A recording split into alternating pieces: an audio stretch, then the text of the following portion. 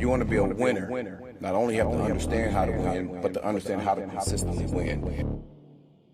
We're the freaking New York Jets, and we're built for this shit.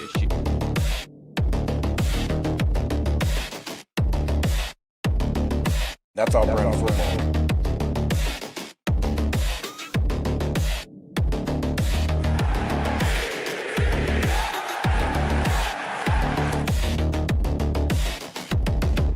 If you want to be a winner, not only have to understand how to win, but to understand how to consistently win.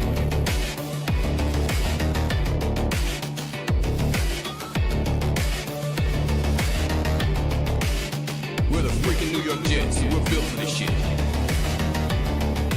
That's our brand of football.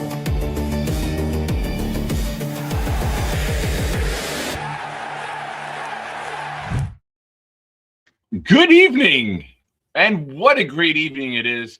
Pleasure to have you here with me. Welcome to the Nick Shine Show. I am your host, Nick.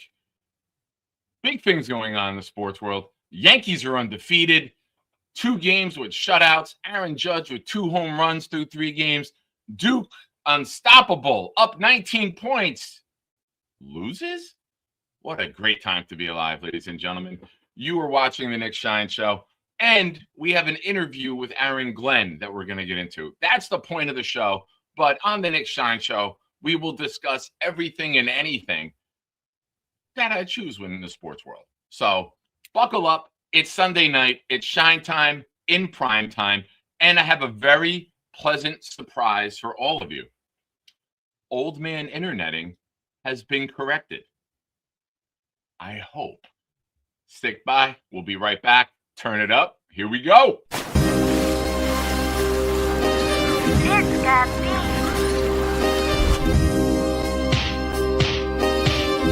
Gentry covered in football!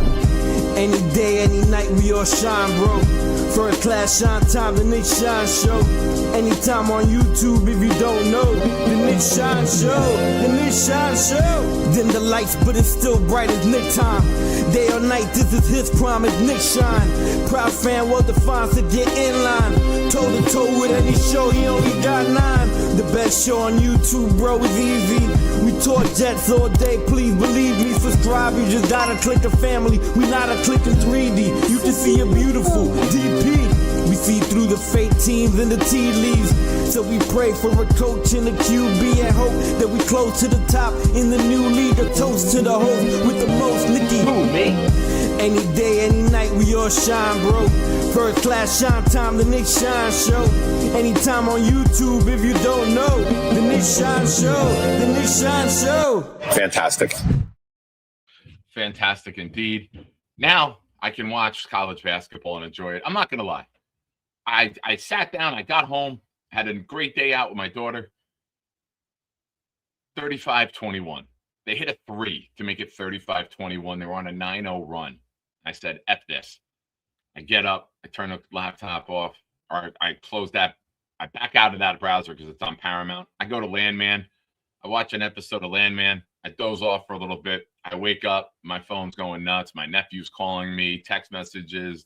And I'm like, what the hell did I miss? I look. Tremendous ending by UConn. Good stuff. Blowing a 19-point lead, man. Carolina got ragged pretty hard for losing a 19-point lead. I'm very happy today.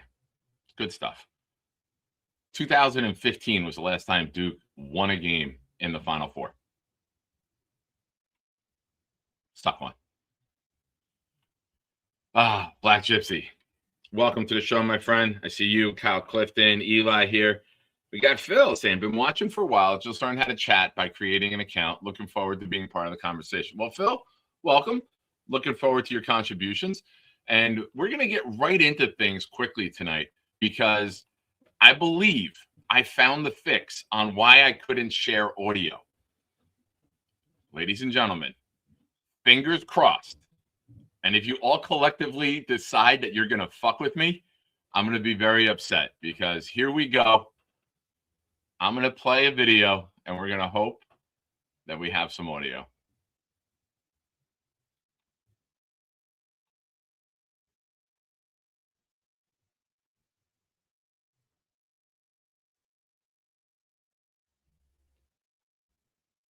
You're fucking kidding me.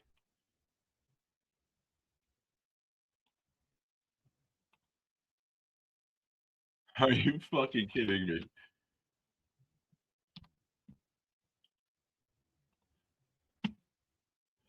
Oh my God. We're gonna try this one more time. Let's see. Let's walk through this baby steps. Share screen. Window. Here we go. Window. I think I got it.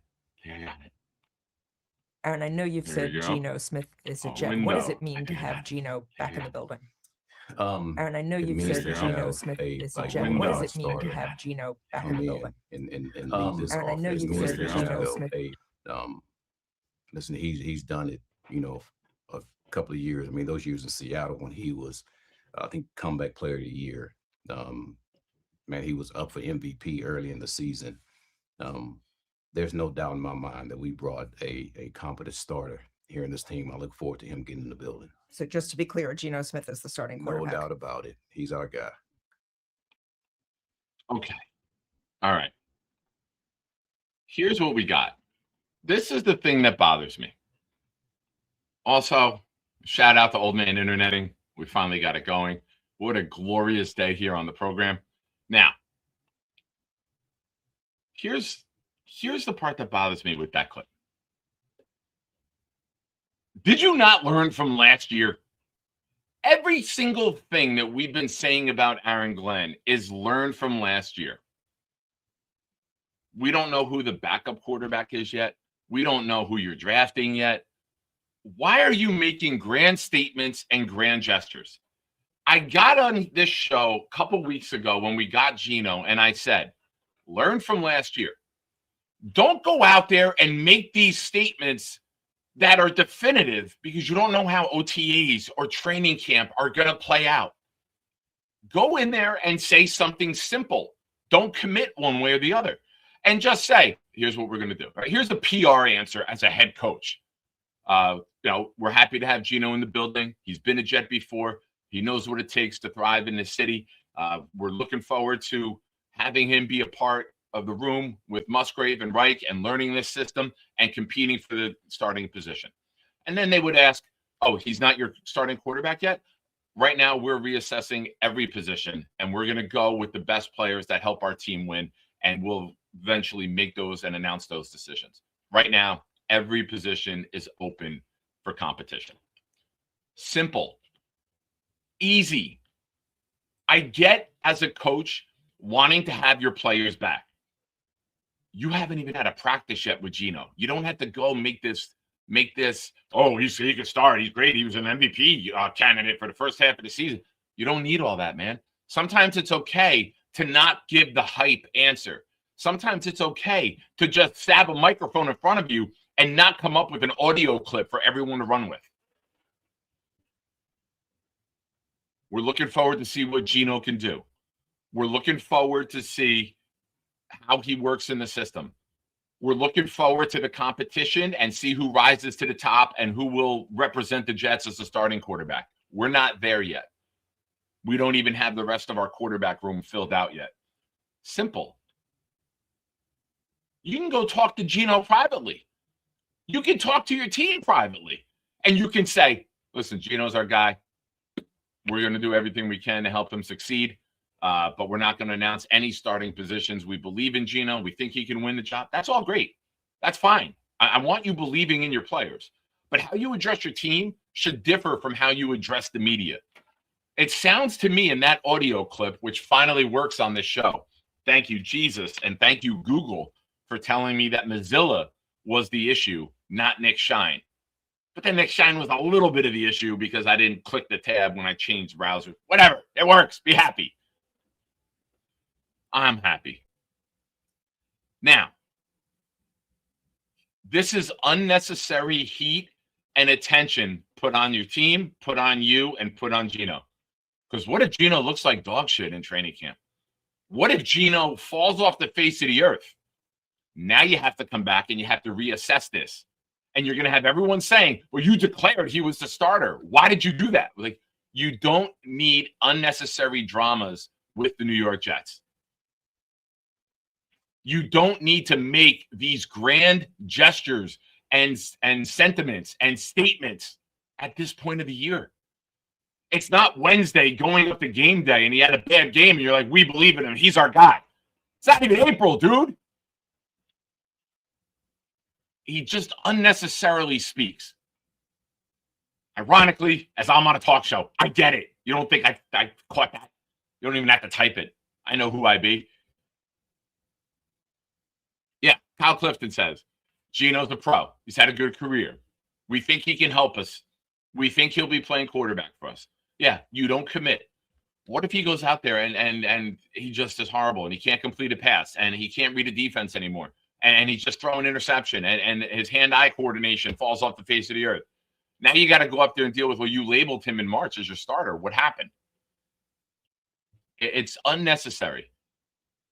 There's no reason to make definitive statements about any position. You want to say Membu and Olu and Tittman have earned their spots. Garrett Wilson has earned his spot.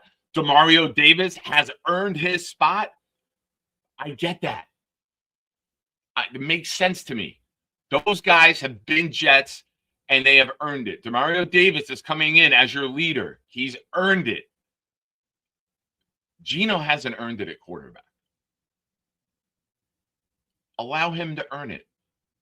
We did this with Justin Fields last year, and Justin Fields had one amazing, memorable loss in week 1.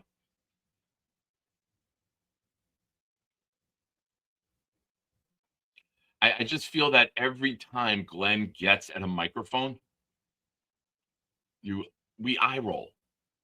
You throw your hand. Here we go again. It's unnecessary.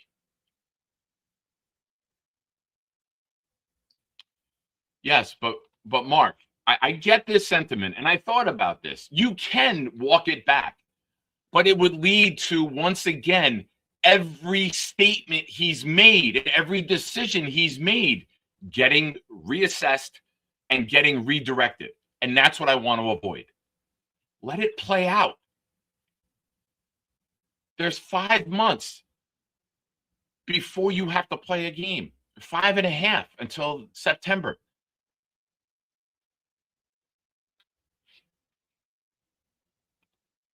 Hey, Jay. How you doing, buddy? 19-point lead. Man, I remember you making fun of Carolina. You, Clancy, pretty hard when Carolina blew a 19-point lead. Watch what you talk about in life, or it may become your own life, my friend. Words matter, Jay. 19 points, baby. Also, waiting for Clancy to arrive, and I don't know if he will. But Clancy, if you are here, please say hello. Now, the thing with Glenn, I will say this. It's not all negative or all criticism. I will say this. He does have a passion. He does have a desire to win. He does believe that he is the best man for the job and his decisions will work out. He's very self-confident. I'll give him that.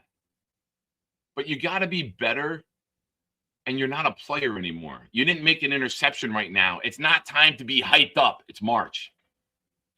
It's time to just be status quo, man. Very, very simple. We're looking forward to seeing what Gino does on the field. This will be our first time coaching this player. We'll see how everything plays out. We're not committing to anyone right now in any positions. We're going to have competition, and we're going to put the best guys on the field and put us in positions to win. Simple. Effective. Leader. Not cheerleader. This sounds like a cheerleader. This sounds like a fanboy. That's my problem. I want a coach who's a leader, not someone who's trying to get us hyped in March. You don't have to sell us shit, man. Develop your players. Develop your schemes. Worry about coaching your defense right now. You can do that too. Hey, man, Bill and Frank are looking forward to get Gino in the room and the rest of the quarterbacks. and we're going to work and we're going to grind through the offseason, and we're going to see how this plays out. And when we have when we have an announcement to make as an organization, we're going to do that. What if you draft a Ty Simpson and Ty completely outplays Gino? Not that I think that will happen, just that's the hot topic name with the Jets. What if that happens? Now you made this grand gesture again, and now you gotta reverse. You gotta walk it out. So I just feel that stop putting the carriage before the horse, as Aaron Glenn. Just go on the journey, bro, and let everything play itself out. There's no shame in the game if you just get to a microphone and don't create quotes. There's none. Cisco, season has not started. I'm already done with AG. Good evening, everyone in the chat. Welcome. I appreciate you guys for being here. You are watching the Nick Shine Show. Hit the like button. Subscribe to the channel if you have not already. Next Sunday night, Easter night, we will be doing our second Winner's Choice raffle giveaway. It is Sunday night. It is Shine time. All raffle entries are double tonight. $5 super chats and gifted memberships get you on the wheel. Winner's Choice. You get to choose. Do you want to, or what player you want? Joe Namath is off the board. Mini helmet, autographed jersey, or a photo. You pick the player. You pick the item if you win. And we go from there. So thank you to everyone who has contributed and everyone who will. Appreciate you guys greatly.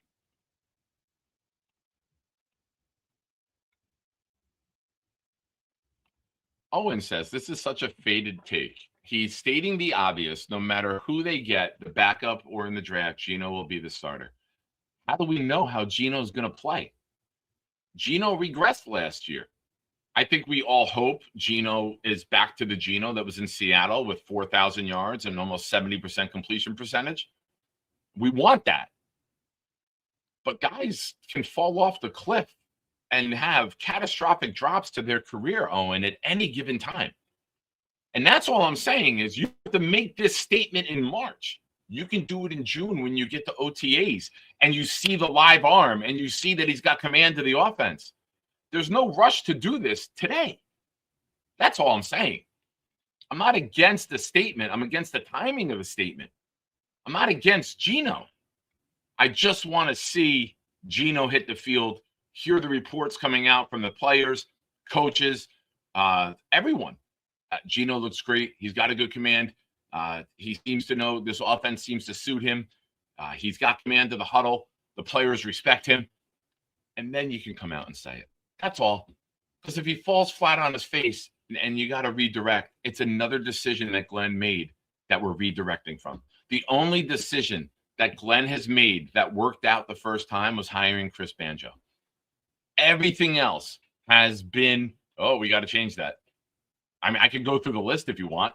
The first one was, I'm not going to call the defense. I'm going to be the CEO of the whole team. Year 2, that changed. Justin Fields, he's our starter. No, that changed. Aaron Glenn's gone. Justin Fields is in. Well, that, I agreed with it in the beginning, but that didn't work out well. That had to change. Everything Glenn has stomped his foot into the ground with, maybe this wasn't the right thing to do. And that's all I'm saying, Owen. Let it play out and then proceed. Justin Fields got anointed last year, and we were all confused as to why you would anoint the quarterback without a competition and seeing how he even looked in your scheme. I wish Glenn would have learned from that. That's the point.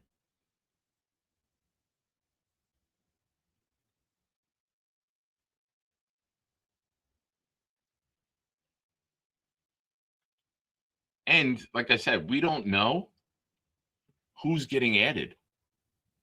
We don't know how they're going to look. We don't know if they bring in another veteran or Tyrod Taylor stays and resigns and he completely outplays Gino throughout the OTAs and the practices. Gino might have trouble with the scheme. There's so many factors that aren't determined yet that all I'm asking for is a little patience. I have no problem, again, with Gino. I believe Gino will be the starting quarterback. But Glenn doesn't have to do this. David, yes. Yeah, I would have got to him as well. I thought he did very good last year. Hayden and Banjo were tremendous at their jobs. Banjo far better than Hayden. But I think that you're going to see Hayden improve with second year with Olu and Membu and Titman having a full off season to train for right guard instead of center and swapping 10 days before the season starts. I think that I'm looking forward to the progression of the offensive line and adding to it, whether it's taking a guard or whether it's drafting a center in round 2 and letting them compete with Myers. I'm looking forward to this young group of offensive linemen growing together, and I'm looking forward to what Hayden does with it.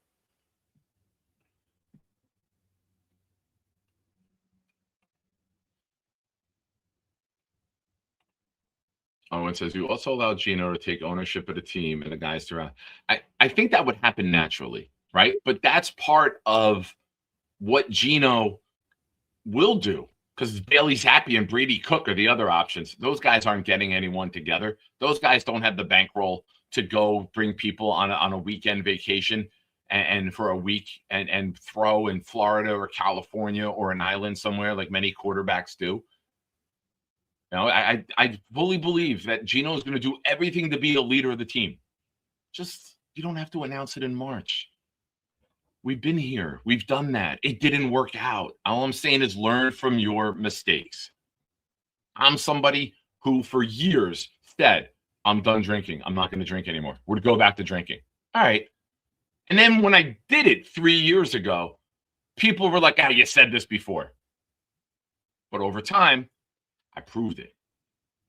That's all. Shout out to sobriety. Big fella in the raffle for 2 with a $5 super chat says, Glenn's overconfidence and brashness while accomplishing nothing to support that attitude is ridiculous. Go at least 500 or better, then talk your shit. And I believe that's what you have to read. Then talk your shit. If you spell it Y-O, you have to say it. Black Gypsy, give me a thumbs up. Did I do that right? Then talk your shit. Got to do a little side head too to deliver the attitude. But big fella, $5 super chat gets me to talk your shit. Thank you, buddy. I appreciate you as always. For those of you in or near Woodbridge, New Jersey, April 23rd, night 1 of the NFL draft, we will be at the Woodbridge Brewing Company. We're going to have a space reserved for us. I will have some information on that. I will have an RSVP thing going out. We were going to be doing a couple things. We will be doing raffle entries for that night to get you multiple items that will be up for raffle. Also, if you are a non-Jet fan or have people you want to bring with you who are not Jets fans, they are welcome as well. And we will have a winner's choice raffle that night too. So if you bring your kid with you who doesn't root for the Jets, I don't know why, bad example. Your kid should be forced to root for the Jets because that's what being a Jet dad is. If you have a friend, cousin, spouse, you can marry outside of the Jet family. I get it. They can get in the raffle and they can win the prize there. And I'll make that happen for them. Also, we'll be doing Predict the Pick. It'll be a 50-50 type of raffle where you put your entries in and you don't even have to be there. We'll have that in Discord or through my email. You could submit what will the Jets do on night 1 of the NFL draft. And if we have people who are tied, we'll have a raffle we'll spin the wheel to see who gets the prize. But looking forward to hanging out with the big fella, Jay Graves, Peter Pins, Clancy, Weed. Bunch of friends from town are coming, and whoever else may be coming who didn't tell me yet. I hope you can make it. And we will talk more about that soon. Now, one other thing I want to discuss. I talked about this last night. I'm happy that Aaron Glenn and Darren Muji are spending time with Ty Simpson. If you don't have your quarterback situation solved, you got to do your due diligence. You have to. You don't deserve the job if you're not looking at a quarterback when you have a need long-term at quarterback. They should be looking at every quarterback in this draft. You have to. The New York Jets have a need. It's not just for the 26th season, it's for long term. It's solidifying and fortifying the quarterback position. You got to look everywhere.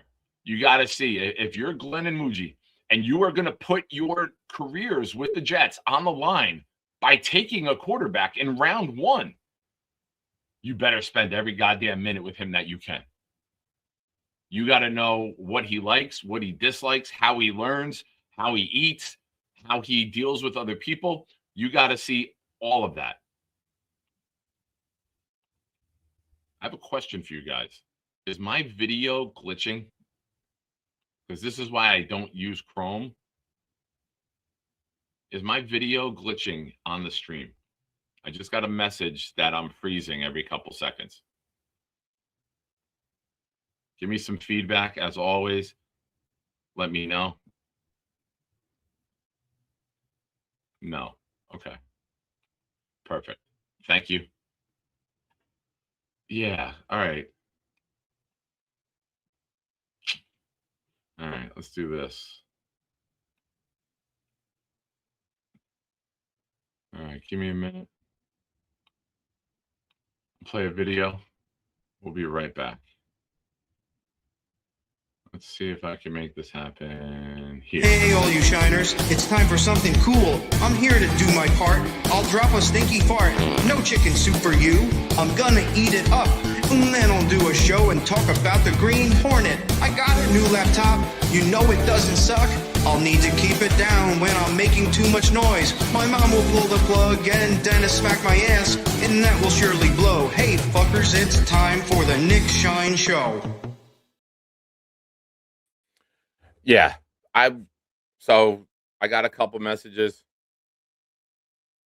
I'm using Google Chrome. I went back to Chrome because Mozilla wouldn't share the audio on videos. That was my issue. But now I don't use Chrome because this is why the audio or the video would glitch and freeze. So I'm back on Mozilla. I hope I look as beautiful as ever, and I appreciate you all for being here. Hit the like button, subscribe to the channel. Again, join the big fella on the wheel. It's Sunday night. It's shine time in prime time. All raffle entries are doubled. Let's go to the moon tonight, baby. Get everybody on this wheel. And maybe you next week can win, just like my buddy Mark Reese did last week. He got a Kevin Mawai mini helmet signed, which he has right next to his Sauce helmet, I believe. So, yes, I look pretty. So pretty. Glad that you're all here. Now, we're going to do something we do occasionally. Let's fire off some questions. As always, you guys know the deal. Super chats, we'll cut the line, get your question right up on air. Also, you could do this. You can do what Eli just did, dropping 5 channel memberships. Shout out to Eli, who's in with 10 more raffle entries. His went to Lube Gehrig, 99. Jake Asman, Lee Van, It's All Love, and Satellite Sister. Shout out to Eli. Appreciate you, my friend. You, as we say in this community, are a very nice guy. Cisco with a super chat. This gets you 4 raffle entries, my friend. Good luck to you. Says, why didn't AG treat Aaron Rodgers with the same respect he did with Justin Fields and Geno? Bet we would have won more than 3 games. Oh, I'll tell you why I believe it. I believe Glenn, and I don't want to get into Rodgers, but however, I will say this, if you super chat, we'll get into it. I believe Glenn was somewhat intimidated, and Glenn wanted to be the biggest personality and persona in the room and wanted to just move on and not have that. And I think it's wild that with Geno and Justin, he's declared them starters and declared them leaders without coaching them, but he ran at Rodgers off. Listen, Rodgers had his issues. Rodgers had Devontae and Garrett, and we only got 5 wins. He went away from the run game. There was many issues on the field. And I just think Glenn was maybe a little intimidated by that and didn't want to take on the character, the persona, and the player. But I appreciate the super chat, Cisco. And I wish Glenn would just move in silence. Make your decisions quietly, coach your team, and when they have to be announced, announce them. I don't think I'm asking for too much with that. This grand bravado and grand gesturing and in March is just not enough. It's too much for me. Ladies and gentlemen, shout out to Jake Asman, who's paying it forward immediately, gets gifted, and then sends one right back into the Shiner universe. And his went to P. Shifani. P. Shifani. Thank you, Jake. I appreciate you. Jake, it's been a while. It's almost a month, Jake. I miss you. I know I call into your show every so often. My new work schedule, I miss you. We got to do a show together. It's the last week of February, I think, was the last time that we've shared a show together. So either here or with you. We got to link up soon, my friend. Also, again, shout out to Duke for choking a 19-point lead away. It was a beautiful thing. Absolutely love it. And Beast making a Beast is like Aaron Glenn, making announcements when it's not time to. Says, Jake, I'm taking off for a month. Breaking news. Beast, just stay off the goddamn internet. You'll be fine. Brian with a question says, oh, BJ. Damn it. I saw the question mark and I put it up immediately. But I'll answer this. Do you anticipate the defense starting off slow and improving as the season plays out?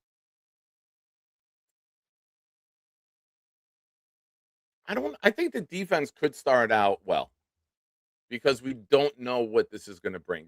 Granted, Glenn has called defense before. No, Brian, don't stop. I'm kidding. When you ask a question in StreamYard, it now pops up with a question mark in the top right corner of the comment, and I just put it up without reading it. I think the defense, with veteran leadership, with Demario Davis, with Fitzpatrick, could really, really come out of the gates hot. And now if you get quality play from Thomas and Stevens, and that's not even, we could add to the cornerback room. With these 4 picks, I know I haven't selected a quarterback. I haven't really selected a corner either. I wouldn't be shocked if they take Simpson. I wouldn't be shocked if they draft a corner. Aaron Glenn knows the value of having a good secondary. They put a lot into the safety room this offseason. But you have Stevens, you have Thomas, you have Brownlee, you got Fitzpatrick who can play your big nickel. I wouldn't be surprised if they add another guy. Now, I'm not saying it's going to be in the first 4 picks. You could go for a speedier guy like Rivers, coincidentally from Duke. Hopefully he doesn't blow a 19-point lead.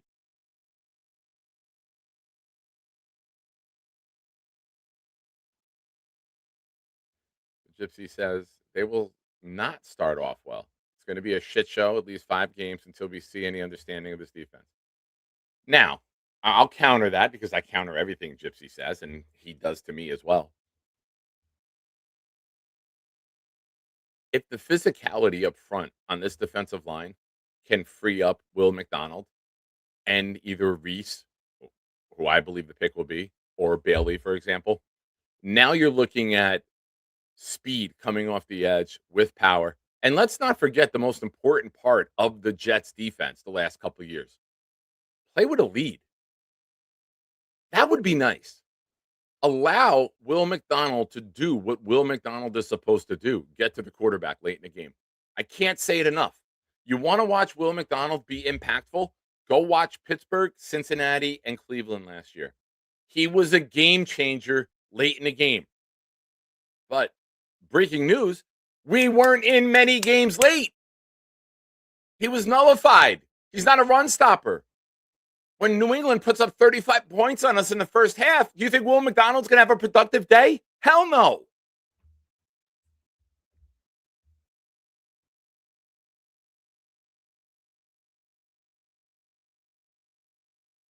Oh, no. Beef, you can't declare you're taking a month off and say, I'm coming tomorrow. No.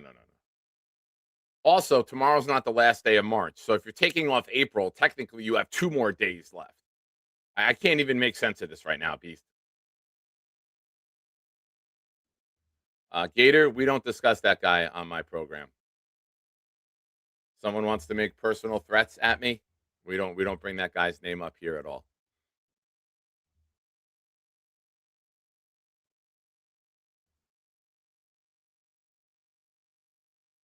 All right, Beast, take your drama out of my chat or be muted.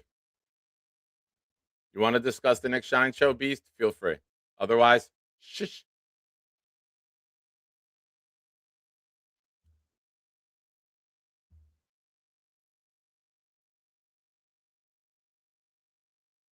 Just for the record, that wasn't me. May have been someone who looks like me, but wasn't me. Just the timing is perfect. When you're in sync with somebody and you call each other your twin, things will happen.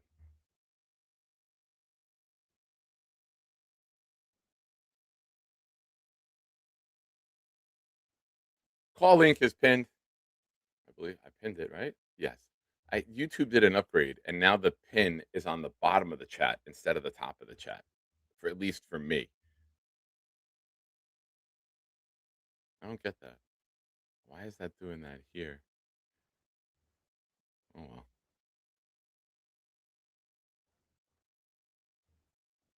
But thank you again to Eli, the big fella, Cisco, and Jake for contributing. Good luck to you, fine gentlemen. Gator, I look forward to your return. I wish you well in this downtime, and I hope you get a tan. I know it's hot down there in Florida already, and all the best to you. Happy Easter! In case the show runs a week long, you'll be back next Sunday.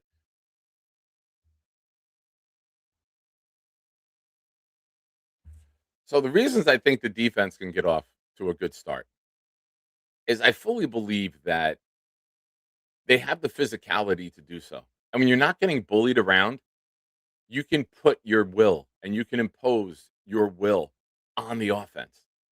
That's something we haven't done in a while.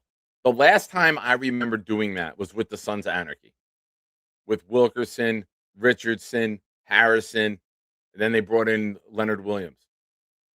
That was the last time that we were actually a force up front and could play fun defense.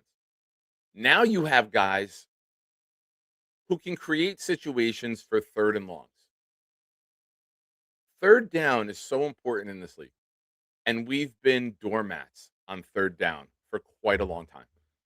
If we can get in advantageous situations where it's 3rd and 7s or longer, maybe this defense can get off to a good start. AZ Thomas was very good last year in the little bit that we saw of him. Contested passes, pass defended. He almost had that interception in Cincinnati, but when he dove for the ball, his foot was out of bounds.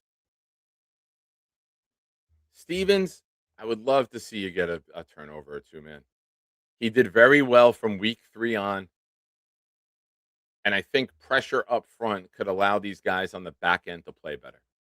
If you're not getting near the quarterback, you really could just play pitch and catch. And we saw that so much last year.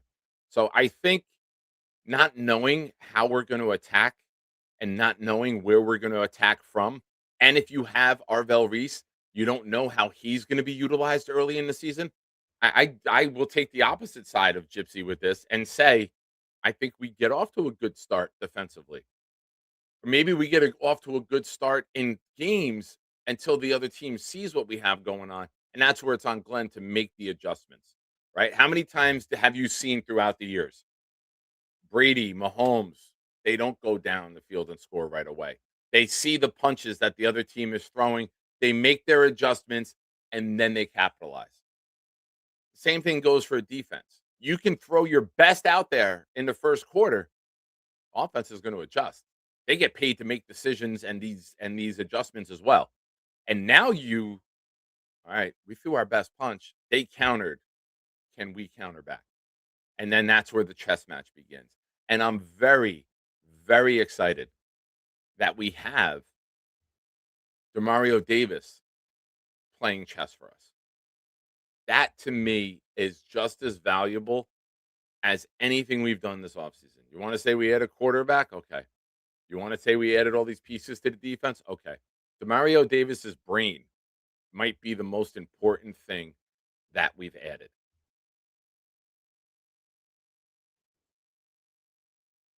It's not an Asmaniac Rumble, but we're gonna call this some friendly Shiner banter. What's up, brother? Yo, what's up, Shine? How you doing, buddy? Happy Sunday evening. Happy Palm Sunday, my friend. God bless. Happy Duke loss. And then Jerry's was crying. It's like, He Duke lost. fuck Duke for life, bro. For Always. life. Always. So, here's the thing. AG calling the defense really doesn't matter because AG isn't an X's and O guy, right? So he's not going to teach those guys how he wants to play gun. He's going to tell them, hey, this is how I want to play gun, see if you understand it. So it comes down to Demario Davis and Minka really understanding what AG wants to do because they're going to direct the defense. What AG is going to do is call in a play like 3-4 under on a run or something and say, I want a press or a coverage or a blitz on it. And his coverages are super simple and basic. So when you talk about guys like the guy from that used to be Miami that's now in Minnesota, defensive coach. Flores? Yeah. Like he might dial up a zero blitz, but there's nuance to his blitz.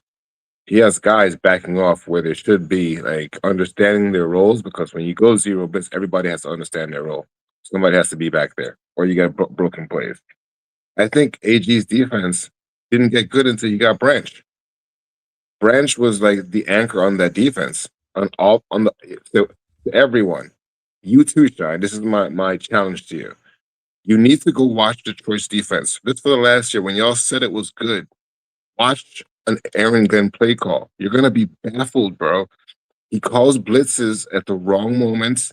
Okay. He puts presses on third down when it's 3rd and 20. Like his thought processes wants to have you down to get you more down. So he Not just coaches like he wanted to play. He wanted to play and press like all the time.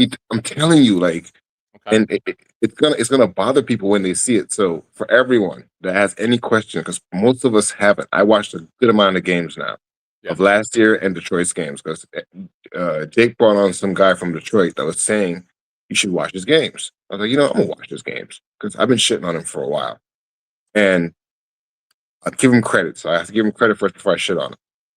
His blitzes that he brings up, having a Downs or a Fitzpatrick or a Stevens or what's his face, Brownlee, is good. They're physical. They shoot the gaps. They're good on end arounds to get you on blitzes. He does a lot of those safety blitzes and cornerback blitzes. Here's the thing: when you do that blitz, your team has to understand their coverage. Yeah. And in Detroit, so many broken plays because Detroit gave up a lot of points. They got turnovers, but they gave up a lot of points. So the blitzes that he used aren't blitzes that you're gonna be like, the blitz sucks. The players suck. It's not. It's the blitz that he's calling and who's gonna be left open and whether that quarterback can get that ball out fast enough. Yeah. You can be aggressive. And I have no problem with being aggressive. I prefer it at times. It's not just aggressive though. You gotta be strategic with your aggression. Nah. And you can't leave one side of the field open where a slant allows a guy to take it 20 yards up the middle of the field. Here's where Aaron Glenn is. A guy that's been in defense for a while, started understanding it, started getting to understand the blitz, and whenever he could call it, he would call it. Like a Rex Ryan blitz and an Aaron Glenn blitz are so different. Because one has strategy and just movement behind it, and one doesn't. So when you watch Detroit, you're going to see a lot of people open, and it's the physicality and the skill of the players in the backfield and their understanding that makes his defense good, not his strategy. Yeah. Like he's not going to X's and O's anybody out on offense. Like they're going to know what's coming. It's whether they can beat it or not. So the players like you have in the back, it's like my nephew picking mid blitz all the time against me in Madden. Yeah, and just keep on pressing the blitz button. If there was a blitz button, you just keep on pressing that button. That's what Aaron Glenn is. Just think of that. Like I'm blitzing. I'm gonna press you too every single time. Like, well, here's where having experienced coaches like a Dunbar, who's come from Pittsburgh, and we know Pittsburgh loves to bring their pressure. I'm hoping he can steal some things from there, and he can say, "Hey, in certain situations here, we did this." Do you think Aaron Glenn is going to sit in a room with Dunbar and Duker and all them and really take anything they have to say in his playbook and how he actually plays the game? From the guy that you've seen in the He'll be media. out the door if he doesn't. If he's not up to growing and learning and progressing, there's two types of coaches in this league. There's the Adam Gase who say it's my way, it's this way, or it's no way, and then you're out of the goddamn league for a very long time. Or So you evolve and you take a little from here and you learn from everyone and you absorb like a sponge and you grow yourself by taking every little nugget from everyone that you can. And any I conversation that you have, you grow because you're not against and you're not intimidated yeah, but by other people's ideas. that's a recovering alcoholic best outlook of optimism. The way you speak, that's not every person. People are dicks, bro. To be People fair, like to wait, be wait, who wait, they wait. are. I was like this. I was optimistic when I was drunk too. Optimistic drunk is hilarious. It really was. You think you could sleep with everyone? Yeah, I mean, good luck, bro. But Aaron Glenn is showing you who he is, and you guys do it all the time. Someone will show you who they are, and you'll be like, "No, he's not that guy." I'll give you an example. Beast is Beast, 24/7. Hate him or love him, he is who the fuck he is. He tells us all the time that he's going to try and do better. He's going to get off the internet. He's not going to come back. Da, da, da. But you know what he does? The same thing he does every day. With change being around him, yelled in his face, like still does the same thing. JJ, all the people are gonna be who they are, dog. So for you to be like Aaron Glenn is just gonna have this magical moment of change and just be better in the script. He shows you who he is. I'm trying to make him like a saint, bro. He's a douche.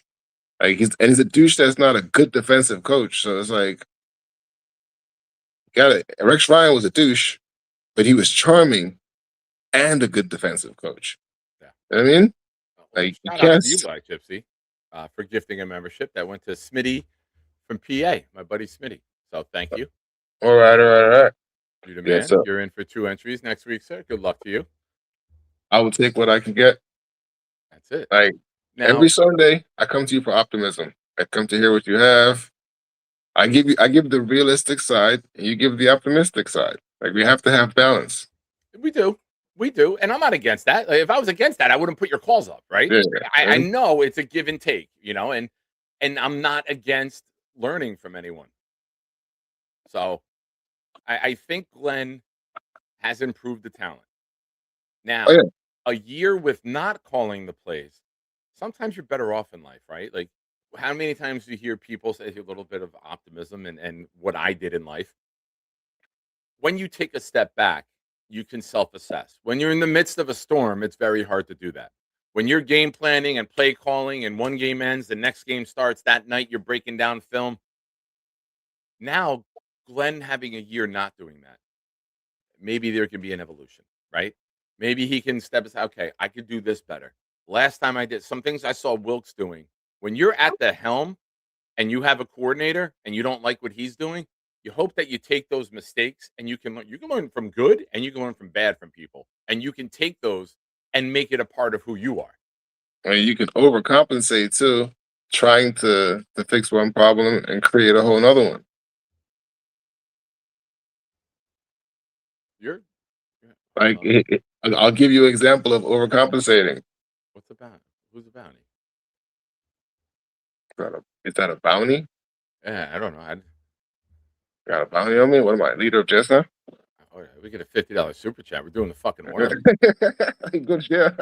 I took pants off the last time I got a $50 super chat, man. So him saying he has superpowers, bro, that's perfect example. Like, are you competent or not? Say you have superpowers and your defense was so bad last year. So you were a superhero that watched everyone die for the whole year.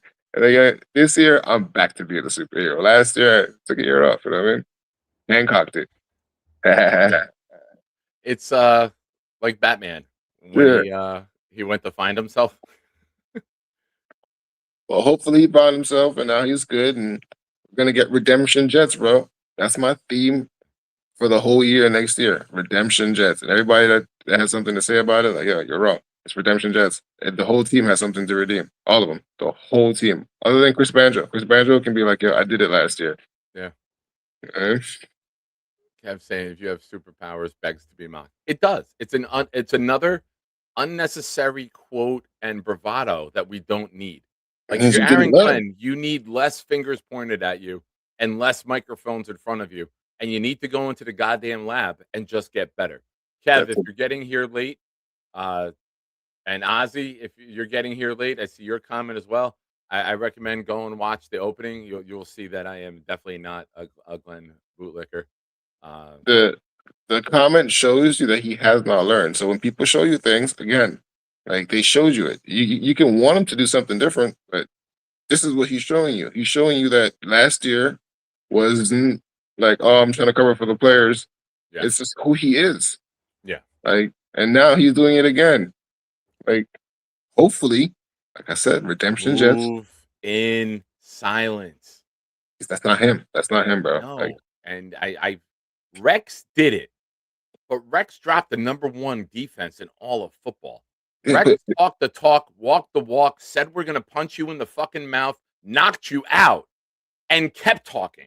so here's my question. I love posing these old That's school not anyone questions. out yet, man. Do you think that AG is ever going to have a defense that's a number one defense? Do I think? No. Yeah. I'll say the odds. The odds are heavily against that. Why? Multiple reasons. I think where our talent is right now. I think the window. Are you mean with the Jets or with anybody? With anyone? No. I think the odds are stacked against them right now. I would say no. And I- the reason I say no is I think the timetable will run out here. You got a 37-year-old middle linebacker. You don't have an up-and-coming guy to be in the middle of that defense. You don't have elite defensive people up front. You have a lot of stout role players and run stuffers. I don't think you have enough of the pass rushers. I don't think you have enough playmakers on the back end. I think the roster is still greatly stacked against you.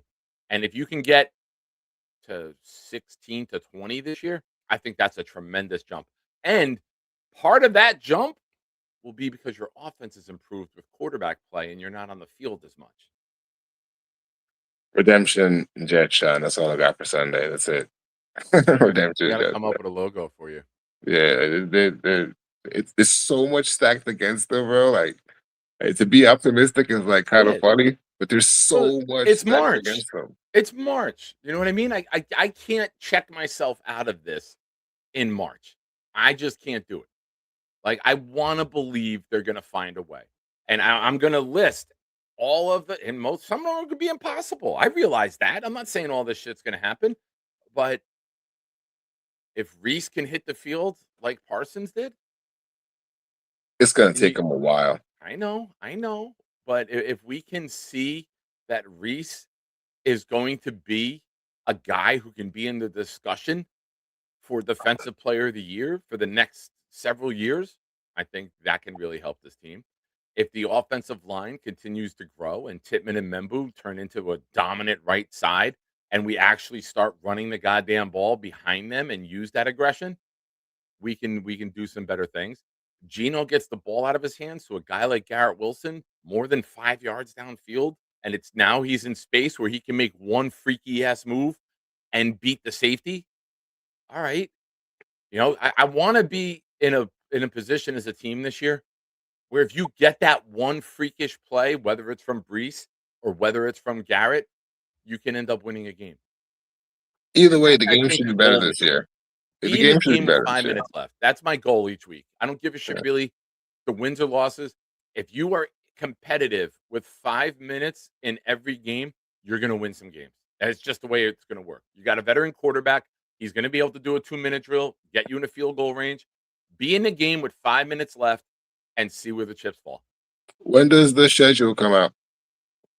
Usually, they used to do. They're leaking some of it now with the Australia game and the game on Wednesday night opening up. I will pull that right now because they have the 2026. I think it's early May. Yeah, I know sometime coming up soon.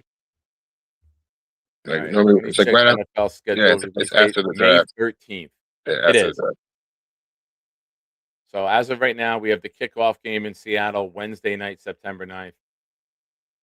Thursday night, September 10th, which is Friday morning at 10:25 in Australia in Melbourne, is the Rams and the Niners. Yeah. And then there's international games, but nothing yet. And you know how it'll be. The draft will get here. They'll leak the Monday night game and the Sunday night game for week one. Yeah. They'll tell you the Christmas games or the Thanksgiving games. They'll start to tease it before the full release. When the schedule comes out, I can tell you what our season win goal is going to look like. Well, we have it now. I mean, we know the games. We just don't know the dates and the times. I don't think the dates and the times change the predictions, right? Ugh. All right, we'll start at home. That top row, we might only win one. One. The Raiders, maybe the Vikings if they still have serious issues with quarterback, right? I don't think that So 2 home games, Carson Wentz makes the Vikings or JJ McCarthy makes the Vikings. maybe 3 if we're lucky. And then we should be able to beat Miami and Cleveland. You go 4-4 at home. You take that right now, 4-4 at home. You beat Minnesota, the Raiders, the Browns, and the Dolphins, right? Yeah, we're not. It's way too optimistic. I'm saying best case scenario. You Best go case, 4-4 at home. best case 4-4. Yeah, All right. So away, it's gonna be tough in Chicago. It'll be tough in Detroit. You maybe one of the top row with Kansas City. Maybe you get Kansas City early and it's Justin Fields. yeah. But I'll say that you get it later. We'll get the game Mahomes comes back. That's the way the Jets luck works. We will get that game. So I'll take one win on the top row there. And then the bottom, Dolphins, Titans. That's one win also. Like so, there's the option for 3 to 4 at the bottom. 7. 3 away, 4 home. Maybe you can jump up if the Patriots fall off the face of the earth and last year was just a schedule. Maybe you could jump up and bite them in one game but now you're looking at 8 and 9, best case scenario. I don't think you win in Detroit. I don't think you win in Chicago or Kansas City. You definitely don't win with the West Coast trip to the Chargers. The Bills you've competed with before. I'm not going to give the Bills a definitive, but I will right now. But as it gets closer, Aaron Glenn's future depends on those 2 Miami games. yeah, you got to win the games you're supposed to win. Yeah. And you can't get blown out against Denver. I mean, we've competed with Denver the last couple of years, right? So I'm not even going to write that one off as a definitive loss. We've competed with Denver. I imagine it's going to be an interesting season. I don't see 4-4.5 first half though, but if we could get there, I mean that's a great improvement. And how the 7, if it's 7 wins, how the 7 wins come about. If it's the Robert Saleh 5-2, and then you go 2-9 the rest of the way, or 2-8 the rest of the way, And that second half of the season is not easy if any of those teams are in their regular form. Only the Titans and Miami is. Remember too, we don't know how the injuries are going to play out. We don't know if Caleb Williams will be there, or Goff will be out a game, or when we get Mahomes, or if the Chargers have their offensive line in disarray again and everyone's out again with Slater and Alt. It's gonna be interesting. Redemption Jets, bro. Redemption Jets. Baby. That's all I got. That's it, man. I appreciate your time. Thank you for the membership. Man. Always love when Gypsy calls in. I love spirited conversation.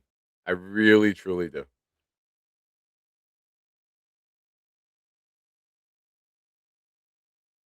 Yeah. I was more optimistic we could beat the Bills with Zach. We did. We beat them twice with Zach. We beat them on the what was that running back? Robinson? We had a running back who just ran. We had like a 91-yard drive, and we just ran it with a running back like up the middle time and time again against them. And then we kicked a field goal on like a 91-yard drive. I think we won 2017. And that was the game. That was November of 22. And Josh Allen tried throwing like an 80-yard bomb on like the last play of the game. Bryce Huff got a sack, knocked the ball out of Josh Allen's hands. That bounced away. And then they threw a deep pass I think the ball was in the air for like 75 yards. It was ridiculous. And then we beat them on the opening day with Gibson's punt return.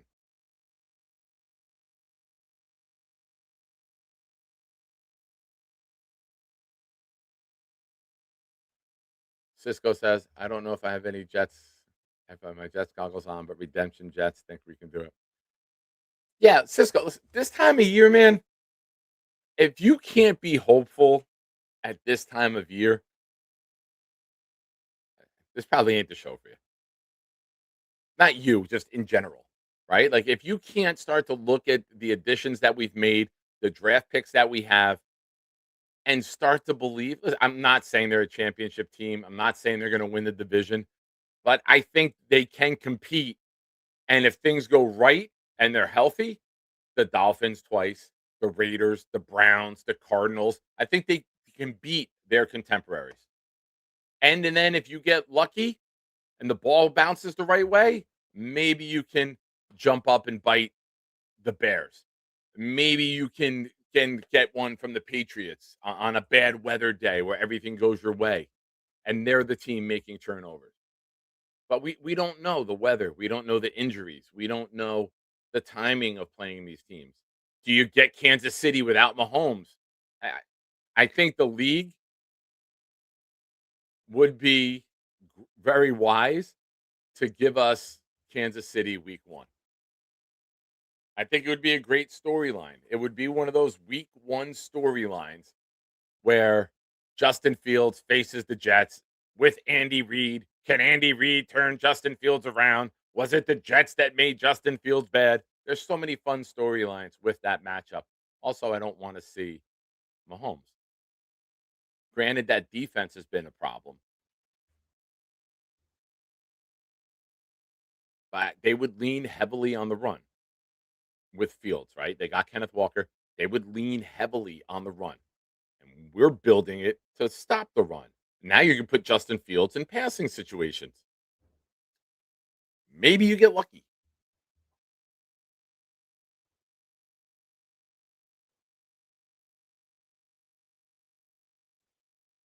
If we lose week 1 against Fields, AG is fired. I'm not going to say that because Andy Reid is a quarterback whisperer. Andy Reid has been the best play caller and best quarterback coach I've ever seen. He did it with McNabb. He's done it with Detmers. He's done it with Alex Smith. You know, Andy Reid has won big time games without Patrick Mahomes. Patrick Mahomes has never won a big time game without Andy Reid. So it's one of those chicken and egg discussions, which will eventually we'll find out because Andy Reid can't coach forever. Paige from Harlem with a super chat says, "This is all I have to say. Prepare for takeoff." Thank you, Paige. I appreciate you. Reminder, next Sunday night is our second Winner's Choice raffle giveaway. $5 super chats, gifted memberships get you on the wheel. All gifted memberships and raffle entries tonight are doubled. Next Sunday night, you pick the item. You pick the player. A couple weeks ago, my friend Mark Reese won. He said, get me someone from the 98 team. I love the 98 team. Surprised me. I got him a Kevin Mawai mini helmet with a Hall of Fame 19 inscription on it. You pick the player, mini helmet, autograph jersey, autograph photo, and we make it happen. If AG gets torched by Fields, he's definitely fired. That's fair. He goes out and they give up 5 touchdowns to Fields. Fields has that. There was a game several years ago. I remember because I had DJ Moore as a wide receiver, and they played Washington on like a Thursday night. and Fields had like 4 touchdowns and 200 something yards in the first half, and he threw deep ball after deep ball to DJ Moore. Moore had a ridiculous amount of time.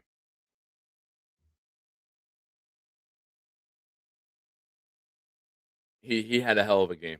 I won my matchup because of him. The game was over Thursday night. The Sunday games didn't even hit yet.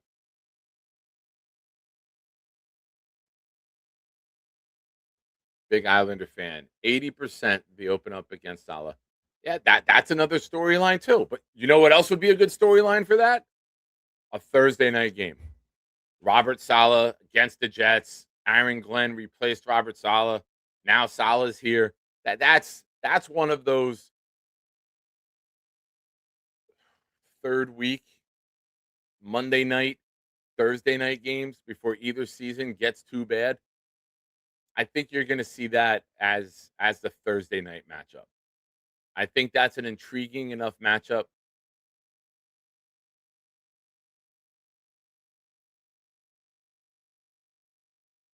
I don't think we get last year we had the Dolphins on Monday night.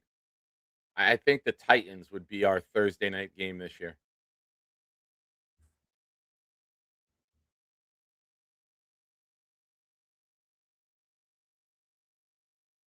Let's go here. No, which one do I want?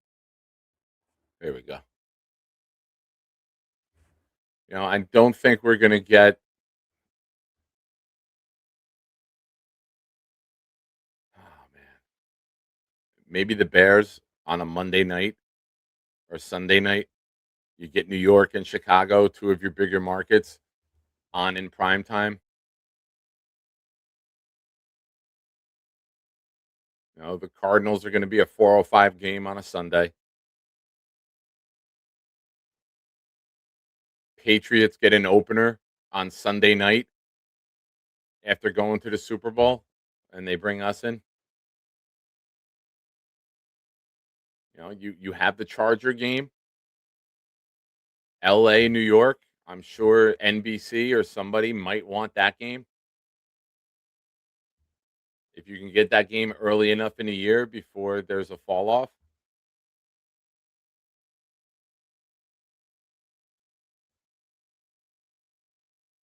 Yeah, there's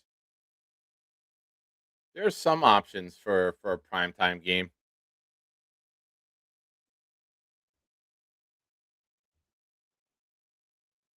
But we'll see. As long as we have this guy, ladies and gentlemen, the magnificent magician building this team. And if it doesn't work out with him, I'll do my best to sit between them and help build this team.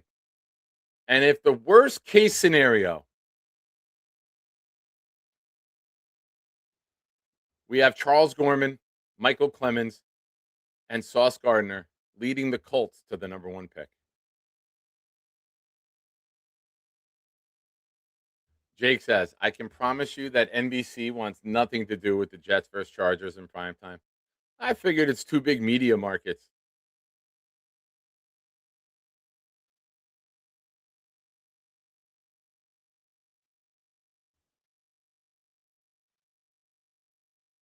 Yeah, that's it, baby. Charles driving the blue tank with Clemens and Sauce on blue Colts. This is their Colts. This is their team. We'll draft first.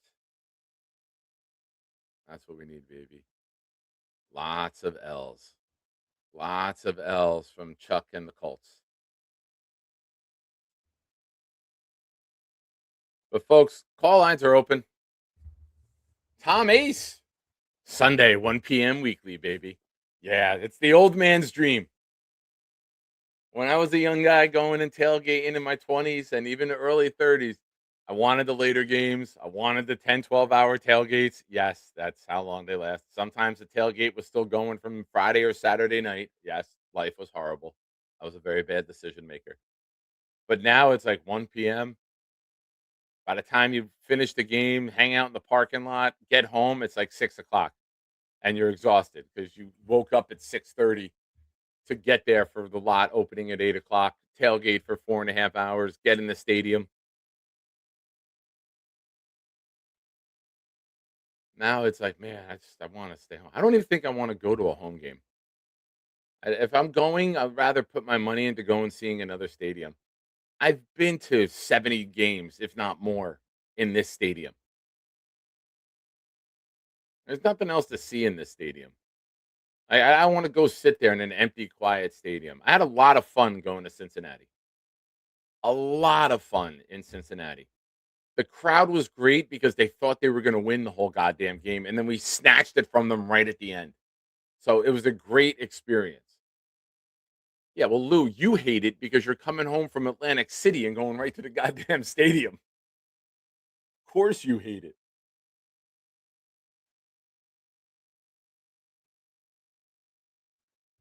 Or you have to go back to Queens and at 3 in the morning, 4 in the morning, and then come back into New Jersey. Yeah, I would hate that.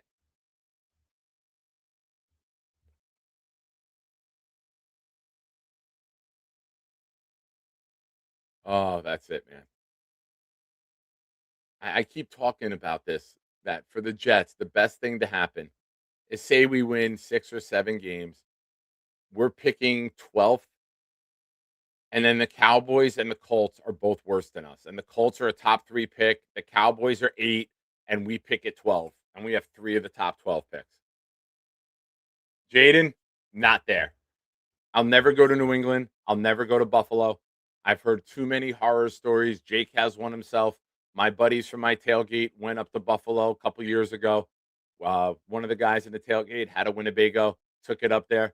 It's not a fun experience. They're out of fucking control. I don't have the patience for that shit. I go to Tennessee if it works out. I don't know if I do Kansas City.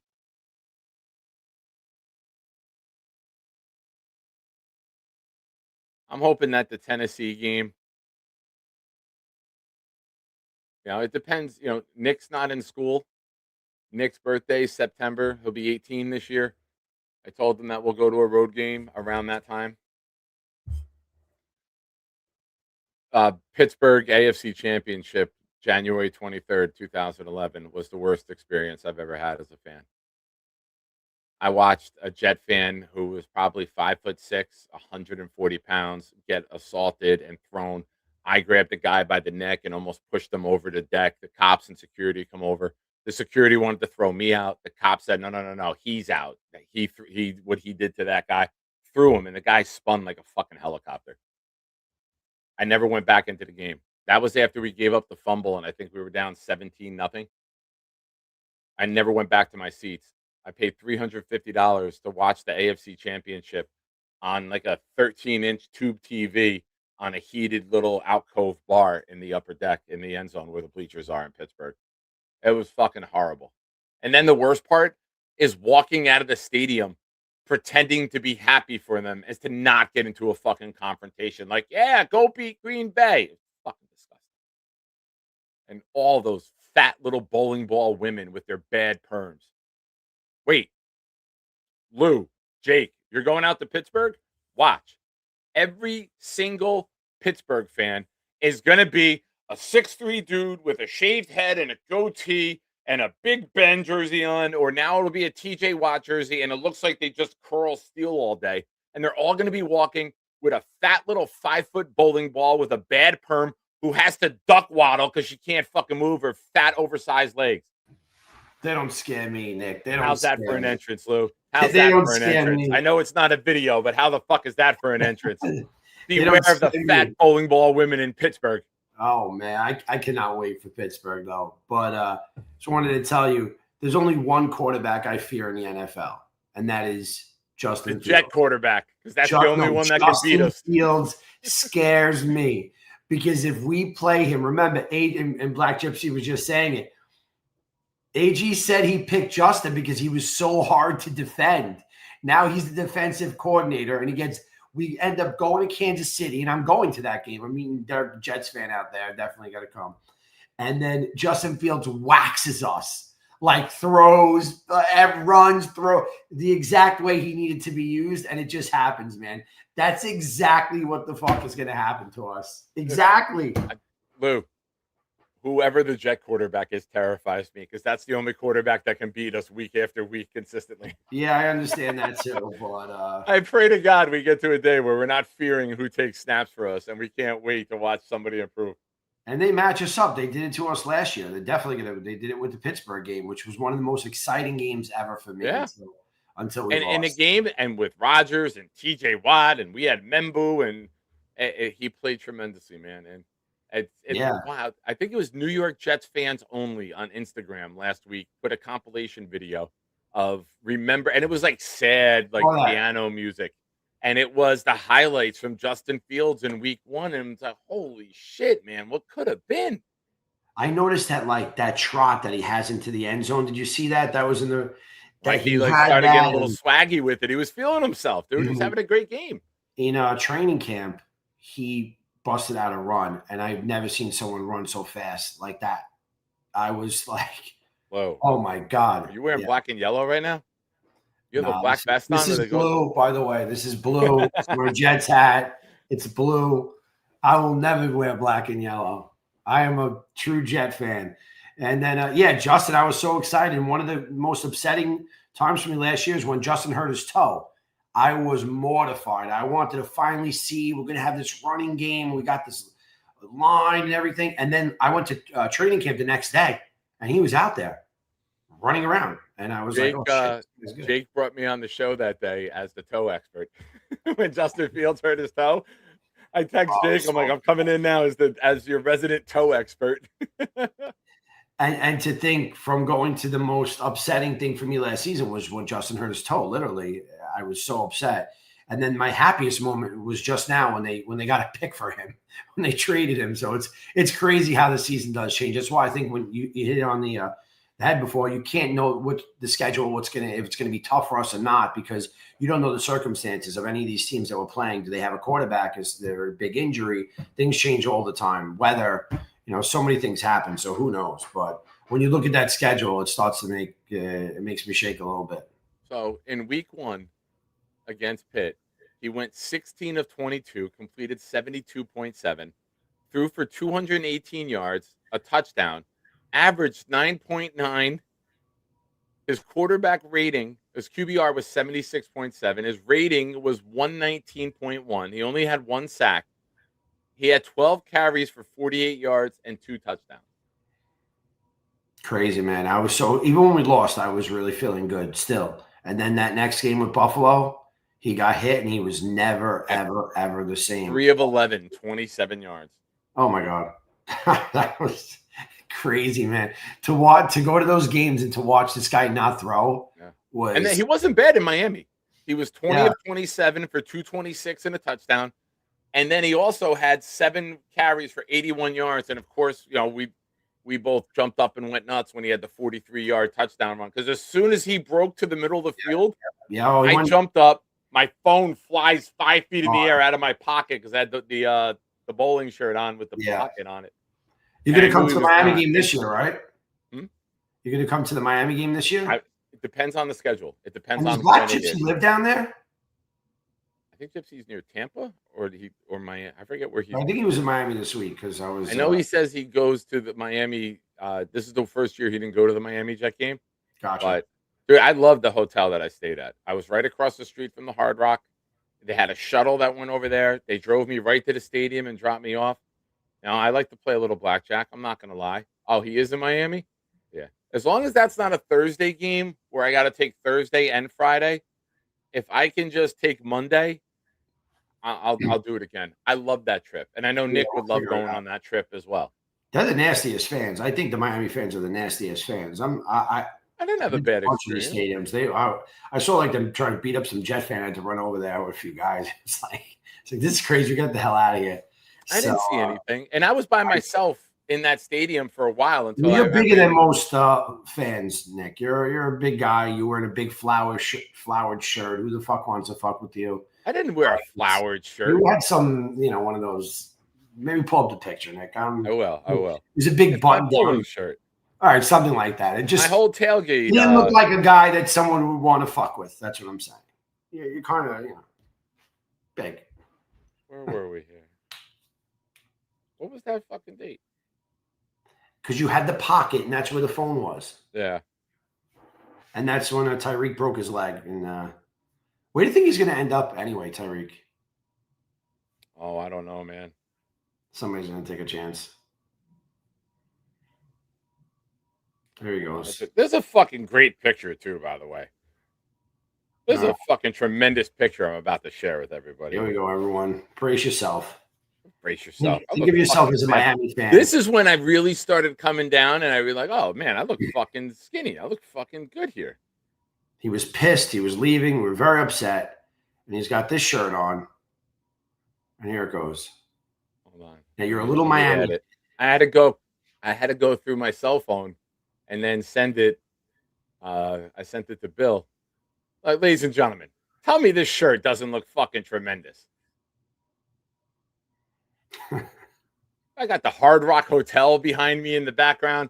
Look at that fucking bowling shirt. It's got the new logo, the old logo on it. This is not a guy you mess with. This is a potential serial killer we're looking at right here. I mean, come on. What is that comment, you bastard? I mean, come on. If you see this guy in an alleyway, do you really want to mess with him if you're a 4'2" Miami fan? I don't think so. One smack to one of these fans. Look at that. Women are killing to have that. Hey, that's a different story. Miami's crazy. I just got back. Forget it. Well, some of the guys in Miami may have been fighting over me too. There's a lot of them. Worst guys in the world, best women in the world, ever. Not anymore. We were all upset about the cheerleaders. They were showing the highlights. These girls are on the screen. We were like, "What the hell is going on here? It's crazy." The cheerleaders, the dancing squad or whatever they have, was just the seats that you gave us were tremendous. Yeah, and you had a great view of the cheerleaders, and also Tyreek Hill's leg going floppity flop. Yeah, that was crazy. But Nick, I was looking at all these mock drafts, and it seems like when we trade up or trade down or trade up, we end up with like a few blue chippers here in these trade scenarios. I just think it's better off to get some really good guys instead of getting, filling all these holes. I get what we have to do, but I like when we get these great ones. What do we pick as my background? Cisco send a few $100. He'll send it to you. Cisco is the biggest. I'm not an OnlyFans. I'm not selling pictures for money. I disagree. Cisco spends cash. If I ever go to a strip club, it's definitely going to be with Cisco because he's a spender without a doubt. He's no jokes. Ryan, this was this September. This was the Braylon Allen got hurt on the kick return. Justin Fields with the 43-yard touchdown run. Yeah. Tyreek Hill's leg snapping. That was this year. And we lost. The Jet fans and the Miami fans, they tailgate together, which is very interesting. They have that row, and everyone is in that one row, which I've really never seen that too often when I go to the away games, but that was one of them. What else? Now, Nick? I will say this. If it's a 1 o'clock game, because during the day, I was on the rooftop at the pool smoking cigars, but I'm just chilling. That was a Monday night game. Yeah. So that made it doable. I can't go to a September game, sit on that Jet sideline in that heat where it's 95 degrees. My body doesn't deal with that heat. Nothing was worse than Tampa. I've never experienced anything like that. It was 130 degrees on the field, they said. The Tampa game was brutal. I know Jake was there and a bunch of guys. It was brutal. Yeah, I can't do that. I can't. I'm at the point where with my health and with the issues that I've had, heat does not sit with me well. Most of my friends did that because it was a Monday night. I was out by the pool. I went inside. I took a nap. I was hydrating like crazy. Yeah, you were looking for a Cuban cigar lounge, you told me. Yeah, not a Cuban. Just I brought my own in the bag. But at the Hard Rock Casino, they had them. But it was the price was too much, to get a cigar and go in. You couldn't bring your own cigar. You had to buy one from them. They were jacked up through the roof, 30-something bucks for the cheapest cigar. I don't drink. They wanted you to get a 2-drink minimum or something too at the one place. I'm like, I'm good, man. I'm like, I'll just go back to the rooftop. I hope I'm looking forward to the Tennessee game this year. I think that's going to be great. Yeah, I would do Tennessee. It depends. Like I said, if it's a Sunday game, and if it's Tennessee or Miami and I can get out Sunday night and back for work Monday and not have to miss anything, I would love that. I start work at 8:30. If I can be on a 6:08 flight and be a half hour late to work and just go straight to work Monday morning, I could do that. But with Nick graduating high school and this road trip, me and my lady were going on a road trip this summer cross country, and we're going to end up in Vegas and fly home. I need days for there. I'm still less than 2 years. I'm still on the first tier of vacation days, so I only get 12. So I got to be very careful with them. But why do you say you like the 1 o'clock games? I think that I hate the 1 o'clock games. So part of being a Jet fan is the tailgating. Right? I do a show at 8 o'clock on Sundays. Like, this is the main reason now. I do a show at 8 o'clock on Sundays. No, all right. So Jake's I post game will be over and not interfere with my show if I go at 8. If it's a 4 o'clock game and Jake's on till 9 or 10, it messes with that too. So I love the 1 o'clock game on a Sunday because it keeps the show schedule the same for me. Okay, so I understand that point of it. But for a fan, number one, you're trying to tailgate with breakfast. It's terrible, right? Because we're there at like 8 o'clock in the morning. They're making burgers at 9. So for the fan and the big experience of being that tailgating Jet experience is awesome. And when it's early, people start bowing out. You know, you start canceling. You lose some people coming. It's shitty. At a 4 o'clock, it's incredible. Everyone's there. People don't cancel on coming. It's just. I think you get a younger, crazier crowd when it's a later game because a lot of people don't want to make that trek back to Long Island at 9, 10 o'clock at night. Yeah. You know, I got guys who tailgate next to us for 3 hours north up by Albany, and they drive down together in 2 hours bus. early, Nick. It's hard. Then they have to leave early in the morning. So the 4 o'clock is so much better for the Jet experience, I think, at least, just dealing with that. And so it's interesting. I did a festival once at MetLife, and the president of MetLife said, we asked if there was any issues. We had like 100,000 people there in 2 days. And did you guys have any issues? He goes, issues. This is nothing compared to a 4 o'clock Jet game. Nothing. And I was like, whoa. So, and I was like, yeah, I'm a Jet fan. I understand. But it gets so crazy at the later games. And that's what I love, obviously. Yeah. But I mean, you go back and you watch the Monday Night Miracle. That's not, I mean, we were down 30-3, but it was empty. It was empty at the end of that game. And it was so loud. And so many wild stories from that day. Yep. It was as loud as it could be for as empty as it was towards the end. And I was at the China Club that night in New York City. It was a Monday night. And the China Club, they just like shut off the music. And they never did that before for something like this. And people were going crazy in there. There was basketball players in there, athletes. At that time, the China Club really meant something. I went to the China Club one time. Yeah. It was early 2000s. And we went, my buddy always got really good corporate seats for the Big East tournament. And 3 of us went to the Big East tournament at the Garden. And it's a Saturday night. And then we're like, all right, we'll go to the China Club. And we get out of the China. My buddy's, I'm 25 years old at the time. I'm jacked. I get out. My buddy's 6'4", 6'5". Another guy with us is like 6'4". We get out of the cab. There's a line. You know how it is at the Velvet Rope. The line is down the place to street. get into. We get out of the cab right at the door.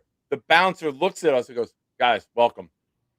Lets us right in because we all looked like athletes at that when in the early 2000s. Let us right in. I go to my buddy. Did you pay him money to let it? He goes, no. That's what the China Club was all about. Just that celebrity. My friend is like 6'7". This kid is huge. That's my big China Club story. Yeah. And I went inside and then saw the prices of drinks, and I was furious. I kept asking my buddy to buy me drinks. So that night, I remember because my friend who's 6'7" told this girl that he played for St. John's, and she was like, "Really? My dad's the coach." His freaking face turned white. He never played basketball in his life, this kid. But I remember that night. That was a great, great night, and I thought Jake did really good in that that Monday night. What was the name of it? The show that Monday Night Miracle. That was great, man. Jake did great also. But I hope everyone that's on comes to Pittsburgh. Jake is doing the party at McFadden's, and I know you got your party too. But if you guys are making it to the draft, yeah, you will be there. Listen, anyone going out there, you got to go. If you're going to make that trek out there and you're going to spend that time, you have to go to the biggest Jet party out there, 100%. We're the only Jet party out there. I assure you. There's nobody holding the flags out there except us. We're going to put all the flags in front of the venue, and we're going to represent as best we can. Hopefully, come home with some studs. That's it, man. That's it. How are you? Are you wavering yet from the Jeremiah Love? Are you still on that, or are you open to the idea of it being Reese or somebody else? So I like Reese too. I think that pick number 2 is going to be Arvell or Jeremiah Love, and it just may not be the Jets picking it too. I think that someone might come up for him. And if we do not pick Jeremiah Love, I'm just hoping that we at least get paid for it because he is that good. Yeah. He is that good. And you can hear it. It's getting louder and louder out there. Some people saying, is this a consideration? Are they thinking about this? And my whole thing is, why is Tennessee so ready for him? Why are the Giants so ready for him? Because they have a quarterback? I mean, they have fucking shit-ass team too. Why is that? Washington, D.C., definitely a better team put together. But you put Jeremiah Love on D.C. or you put Jeremiah Love on the Giants, we're going to regret it. I know we are going to regret passing on this guy. Do you know why I would want Jeremiah Love to go at number 2? Not to us. Say the Titans jump up. Here's why. I placed a bet for $30 that will pay $3,780 if Jeremiah Love is the second pick.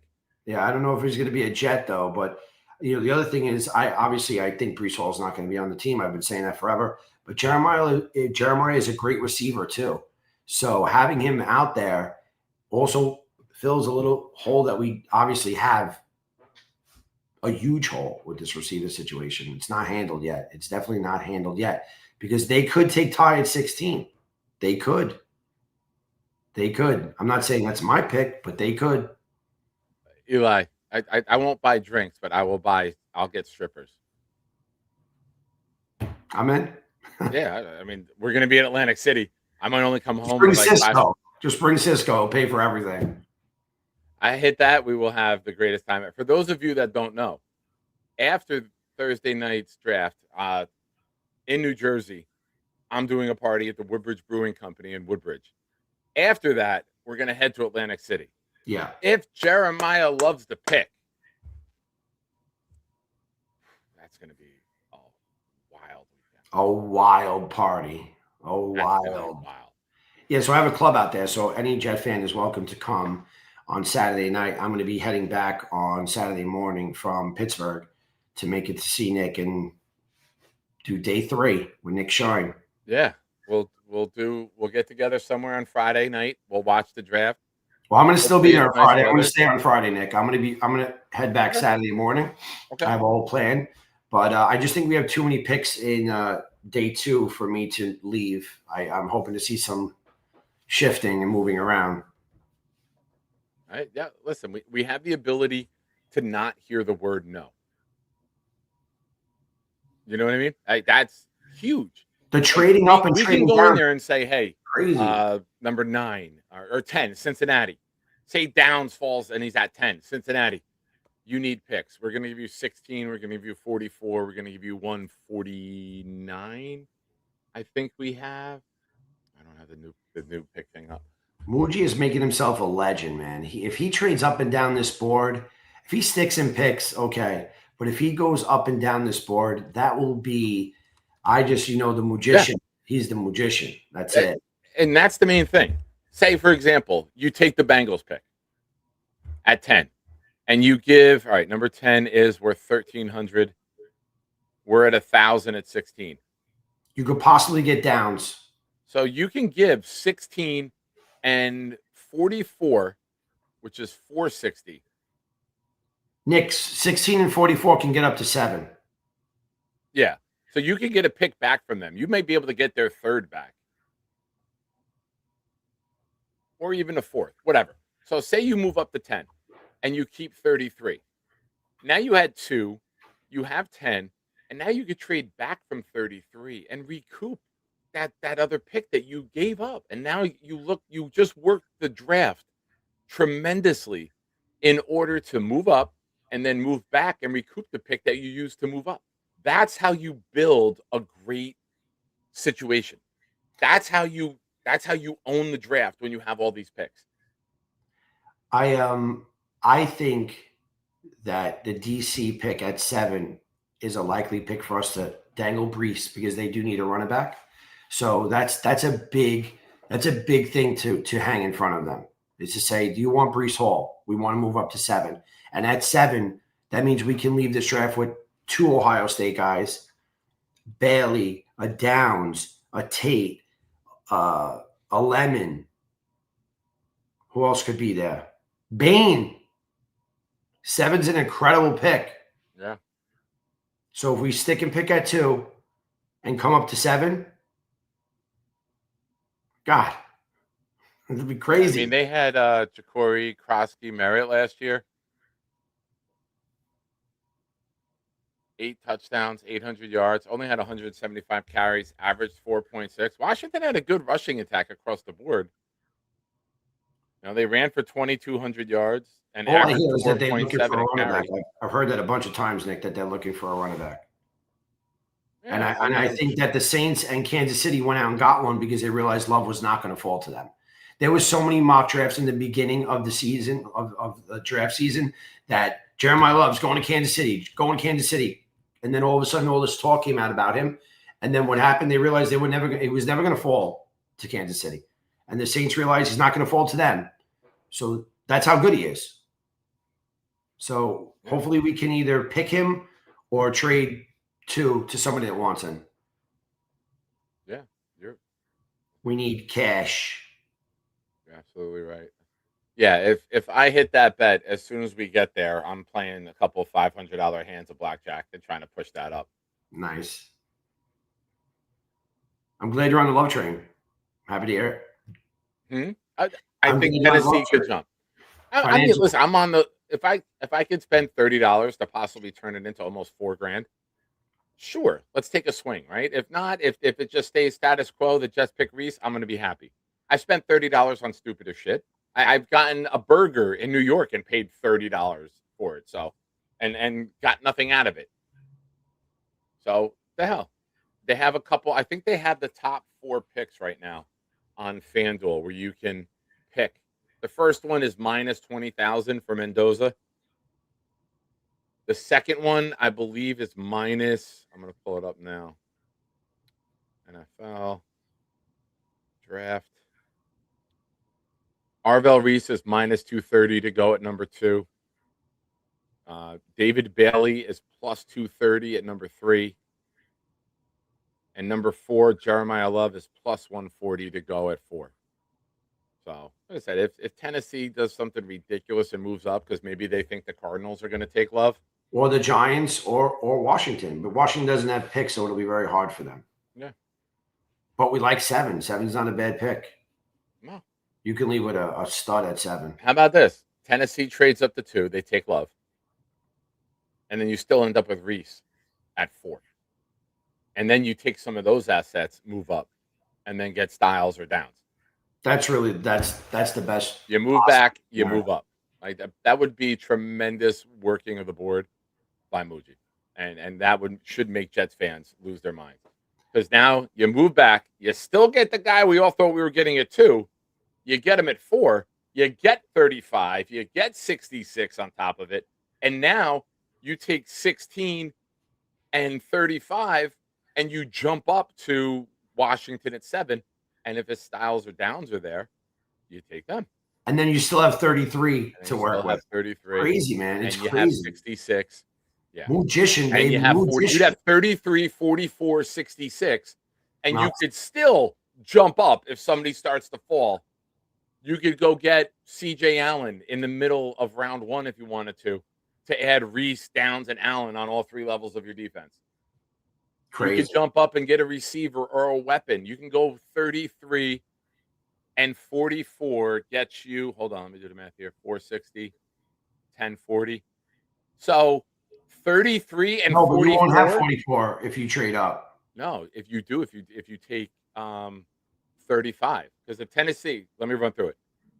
You get 35 from Tennessee and maybe 66 on top of it to go. But if from they don't give 4 to 66, they have a pick in the hundreds. Wait, hold on. We'd have 2 and 16, 33, 44.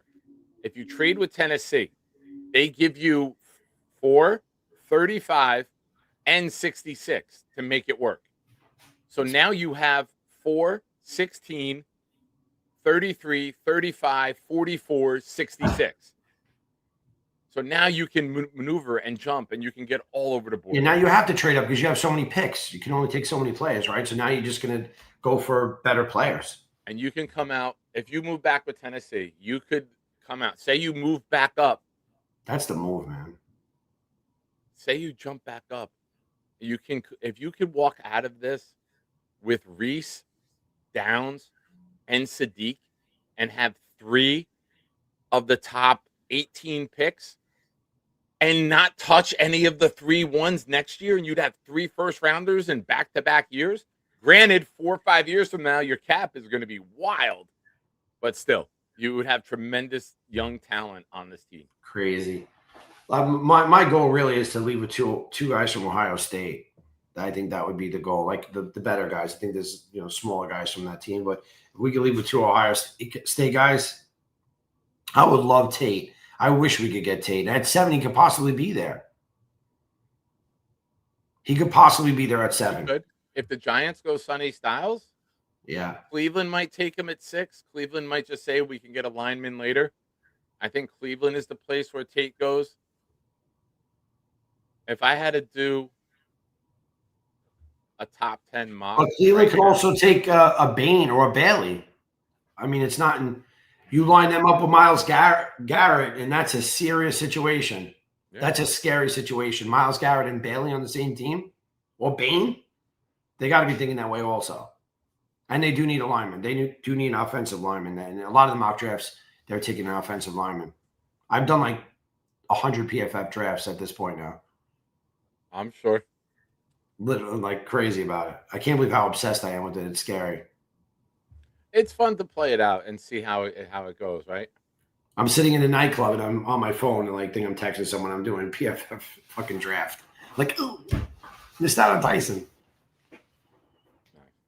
Well, Lou, I appreciate you, man, and hopefully the Titans trade up because we will have a tremendous time. Yeah, that's the payday right there for sure. So, like I said, the video that will come out of me if we're on the clock and the Titans trade up will be epic because it's almost a $4,000 reaction you're gonna see.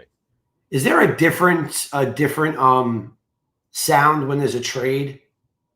Yeah. So depending on the network, when we traded up for Elijah Vera Tucker, Minnesota was on the board, and there was the purple bar on the bottom. And what it did, it pixelated and broke away and turned green.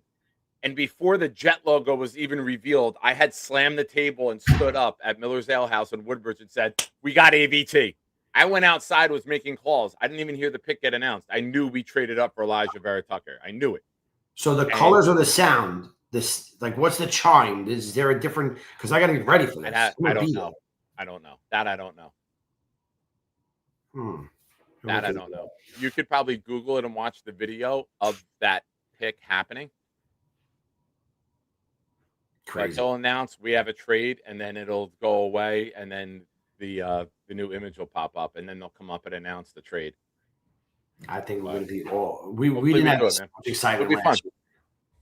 It would be very fun. All right, you have a great night. You too, buddy. We'll talk soon.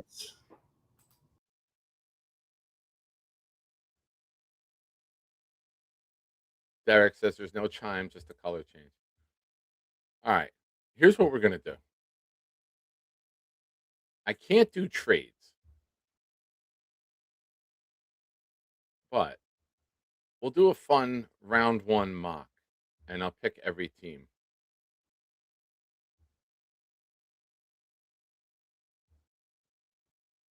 Can I make this bigger? Oh, look at that. Hell yeah. Let's go. All right. So we're going to start the draft. Raiders are on the clock. The Raiders are going to take Mendoza. The Jets at number 2. I've been saying it. I know the majority of you agree. You take Arvell Reese. Now, this is where the draft really starts, in my opinion. What does Arizona do? Do they take Love? Do they take Styles? I think they take the offensive lineman. I think you have to. I'm gonna go with Maui Noah. Robert Saleh and the Titans are up at number 4.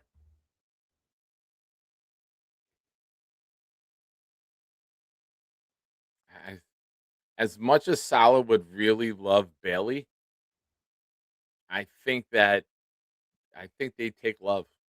I hope they trade up for him. As you know, financially, I'm invested in it. I'll give them Love here just to have a little fun with this mock. And now that leaves the Giants in an interesting position. They could go Carnell Tate.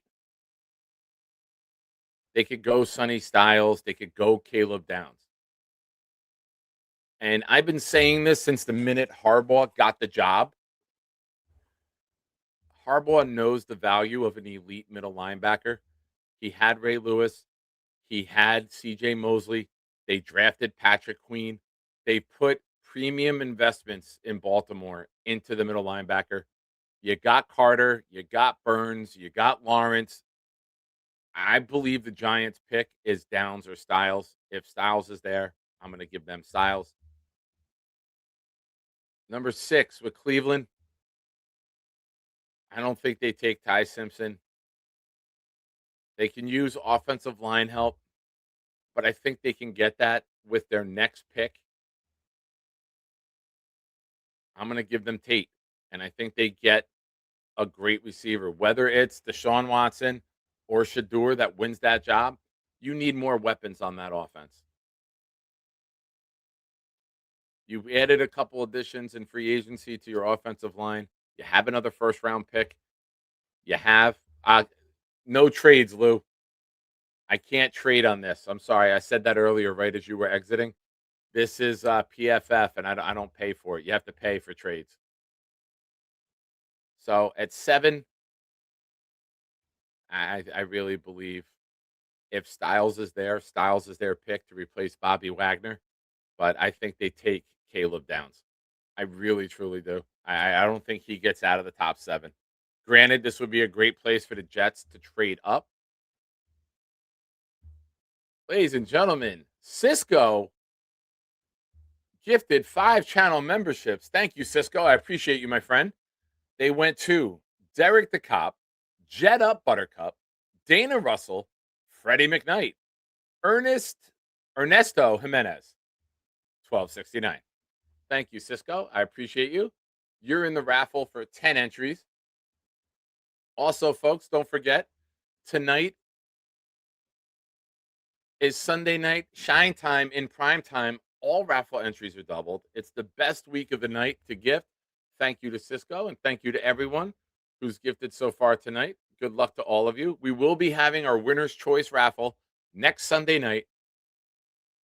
You pick the player, you pick the item, mini helmet, jersey, or photo, and we'll make it happen. Again, Joe Namath is excluded. Namath and Mangold, forgive me. Namath and Mangold are excluded. Not that big of a show to keep getting those. But I appreciate all of you guys. Mark Reese picked a Kevin Mawai helmet last week.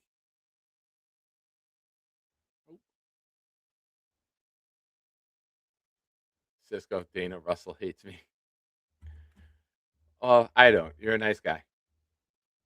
All right, so we got the Saints here. It says they need wide receiver, D-line, or linebacker.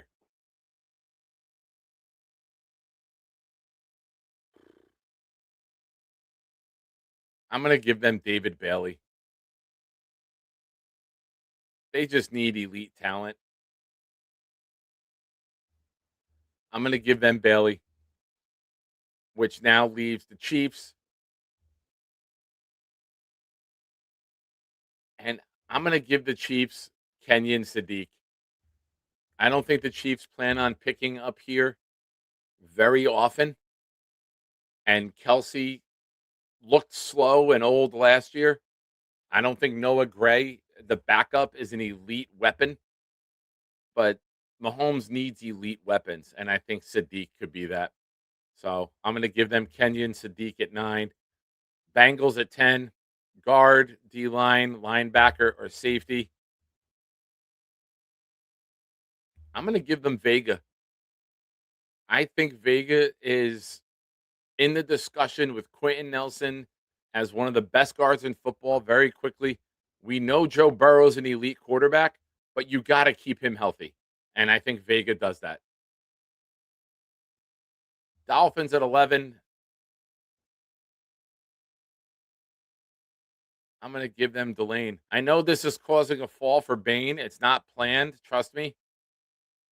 But Mansour Delane, he goes to Miami. They need a lot of help all over the place. They just need to add talent. They're going to be a team competing for the top pick with the Colts. Yes, with the Colts, baby. Cowboys. Cowboys always take elite talent. Reuben Bain will go there. Rams at 13.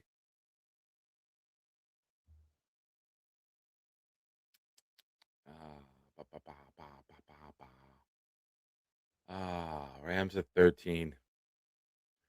I'm going to give them Monroe feeling. I'm going to give them what some people, including Dom City, call the best tackle in this draft. Ravens here. I think the Ravens take Mekhi Lemon. If Vega is there, Vega will be a Raven. Actually, you know what? I'm going to give them Spencer Fano because he can move inside. They got John Simpson, but they need help on that line, man. And a guy like Fano can play anywhere. Bucks at 15. This one hurts, folks. I'm not going to lie. This one hurts. They get CJ Allen. They've taken some hits in the linebacking crew lately. Now, the Jets are here at 16. Lemon is there. Tyson is there. McNeil Warren is there. Fieneman is there.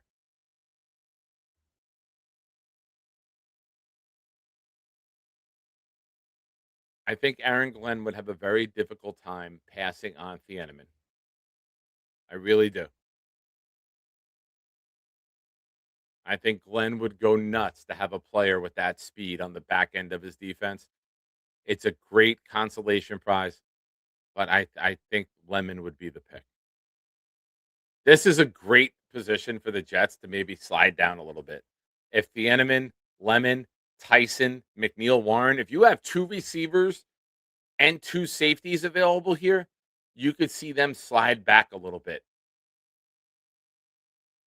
Maybe the Steelers jump up from 21 because they want to get Ty Simpson. I think they would have to jump us. They would think they have to jump us. But we'll go Mekhi Lemon here to the Jets.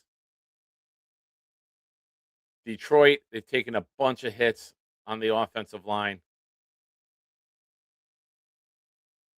I don't know if Blake Miller is the pick there.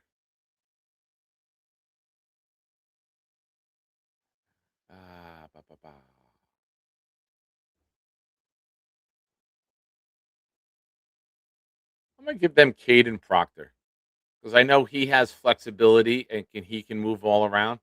David D, you're a resident Detroit Lion fan in the chat. Falk is tempting.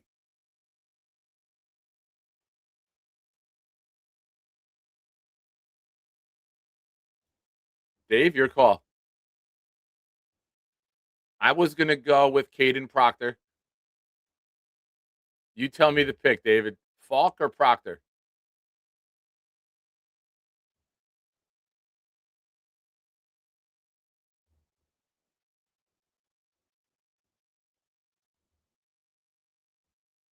Proctor. All right. Vikings. They're going to take the Fieneman. Panthers, wide receiver. They're going to take Jordan Tyson. They drafted McMillan last year. They're just going to give Young as many weapons as he can so that he can succeed. Dallas here, who already added Bain. They're going to take Jermod McCoy from Tennessee. Steelers, are going to take Simpson. The Chargers, they're going to take Keldrick Falk. I think Keldrick Falk would be a great player to have learn from Khalil Mack, who might only be in the league for one more year. I think Falk is violent, just like Mack.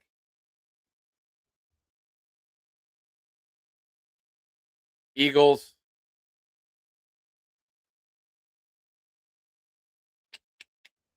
I'll give them Mesidor. Now the Browns, who already took Tate, are going to take Blake Miller. The Bears, they're going to take McNeil Warren. Also, I would bet all of these as exactas because this is exactly how the draft will play out. I have no doubt on that. Ah, man, my favorite player in last year's draft was Deion Walker from Kentucky, and the Bills went up and got him. I really like Caden McDonald, and I hate that I'm going to give him to the Bills.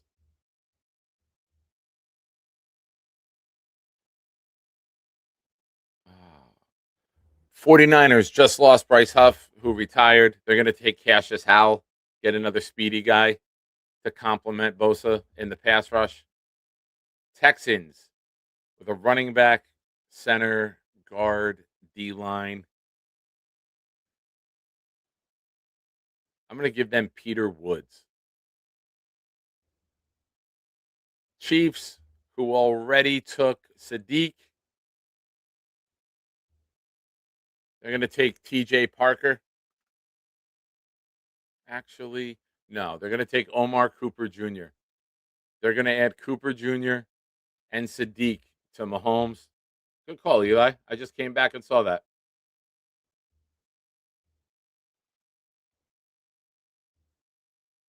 Wide receiver, guard, defensive back. We're going to put Denzel Boston on Miami. We have the Patriots. Obviously, they need a punter because they're not having the easiest schedule in the league anymore.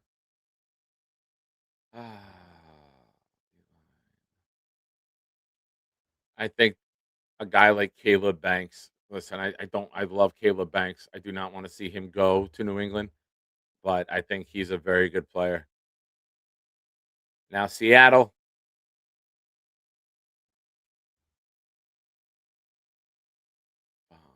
Let's see who we got down here. Anybody? I'm going to give them Colton Hood. I like Hood a little bit more than Terrell. So I'm going to give him to them. And then here you go, folks. Go away.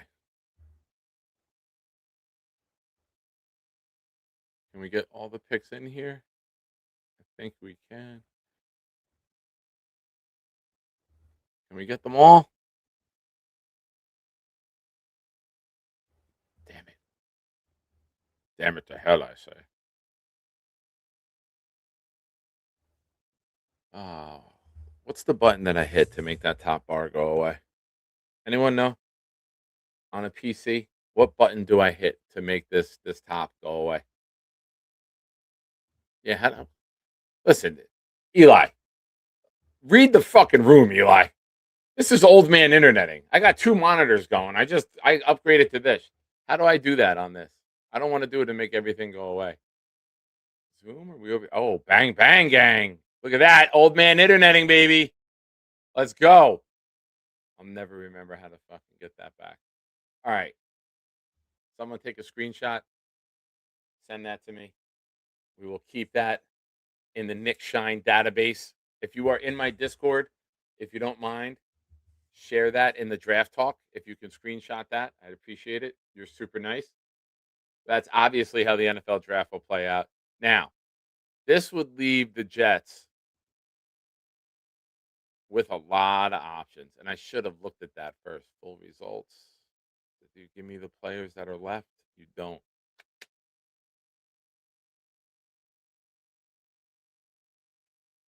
I should have done 2 rounds to go to 44. Damn it. You better be in a good mood and don't bring no bullshit. I couldn't hear you there. I got my headset so low on the bed. All right. Here, can you hear me? Can you hear But, me? All right. Here's I my don't want to hear rules. that guy. I don't hear that Here's my clown, rules. Max. Here's my rules. You better be in a good mood and no bullshit. One DDT serves it all. I don't Like know the what that old, means. like Jake the Snake once said, "Come out of this tree. Come on, come out of this tree. See if You old talk to Damien me- don't come out." You talk to me like a real person. I could go YouTube if I wanted to hear old wrestling interviews. You doing okay? I've had some shitty days. I have Money too. problems. Enough stress on me. Me And I'm too. st- I've been there. You know what you do? take time Breathe. off. That's why you take time off for a little while until you can, until you can, get your marbles back. Let me give you some advice from someone who's had many awful days and has bounced back nicely. Pray. Find your inner peace. Whatever that is. If it's going for a walk, if it's exercising, if it's helping somebody else, do whatever it is in life that can give you peace and then allows you to get through the day without stress. That's it. It's simple. You don't have to take a break from anything. You just have to maybe balance life a little more. Be more productive with your days. All right, my friend? Mm-hmm. All right. Listen, bro, I tell this to everybody who I talk to when they want to quit drinking. You've heard me say it maybe on the show before. There's a beautiful life out there for yourself. Go get it. You deserve it. All right, buddy? Mm-hmm. All right. I get a hug? Oh, that's the shocker. I don't want the shocker.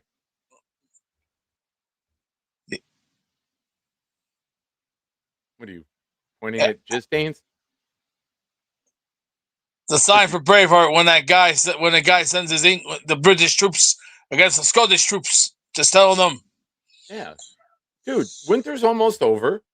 Eli makes a great point. It's time to start mowing lawns again soon, bro. You can get out there, mow lawns, make some money, and you'll feel better about yourself.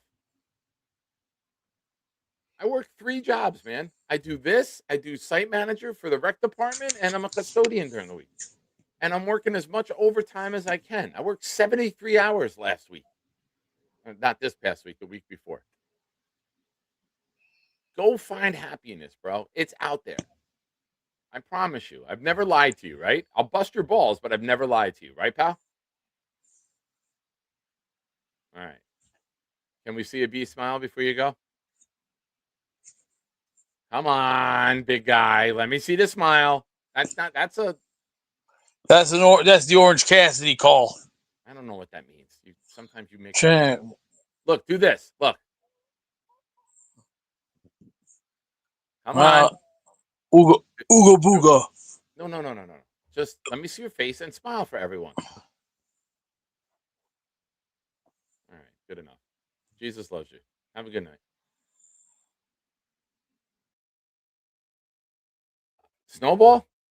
Sophia did not win. And I'm going to quote Sophia because a lady who stinks like weed every day got a whole bunch of people to buy for her daughter. She's like, I think the lady sells weed. She goes, every time she gets out of her car, it stinks and there's a big, huge cloud of smoke. She was in the lead, and then this lady sold like $1,300 worth of popcorn in a fucking day. It was literally overnight. I'm going to pull it up right now. Thank you again for everyone. If you are interested in supporting my daughter's softball team, let me know. I believe tonight is the last night for purchases. You can get popcorn. Sophia ended up. Yeah, Sophia's in second place. She sold $1,360. The person in first place is at 2,241. Thank you again to everybody who supported from this community. You will be getting 5 raffle entries on the wheel for those of you who did. Appreciate you. But she's over the moon excited because with this popcorn sales, 50% of all sales go to the team, and they made over $10,000 in sales. So over $5,000 will be going to the Old Bridge girls softball program to help them with equipment, uniforms, and other things. You know, food for parties and team dinners, things like that. So thank you, everyone uh, from our community here who contributed. It means a lot to me and Sophia. You guys are the best. Call lines are open. If not, we will wrap this bad boy up. Again, Sunday night shine time. Raffle entries are double tonight. Shout out to the big fella, Eli Betts, Cisco, Jake, Black Gypsy, Paige from Harlem, and Cisco again. You guys will all be added to the wheel, as well as everybody who contributed to the popcorn raffle. You will be on there. Not popcorn raffle, the popcorn fundraiser. Yeah, she's happy. She's like, I did really good. She's like, I'm a freshman. Like, tell everybody thank you. That was really awesome of them. And for those of you that don't know, Patrick Mahomes' first year in the NFL, when he had all of those touchdowns, I think he won the MVP and went ridiculous with almost like 50 overall touchdowns. Sophia won a free ESPN fantasy football league with me and her brother in it. We synchronized it to all join a league at the same time. She had Mahomes and she won. And she looks at me and Nikki and she goes, I don't think I'm a Jet fan anymore. I'm gonna be a Kansas City fan. I like this Mahomes guy. This was like October of that year. It was right around my birthday. It broke my heart. Because for years, me and my sister were Jets fans. My dad was a Jet fan. It's just embedded in me, like to make my kids Jets fans. And then she won a freaking fantasy football league and became a Kansas City fan. So heartbreaking stuff. But she says, tell all your friends Jets fans are still pretty cool.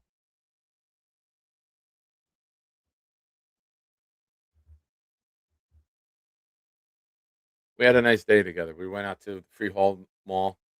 She had to go get a couple new pairs of she's a catcher, and the field that they play at is dirt, so she wanted to get a couple more pairs of white softball pants.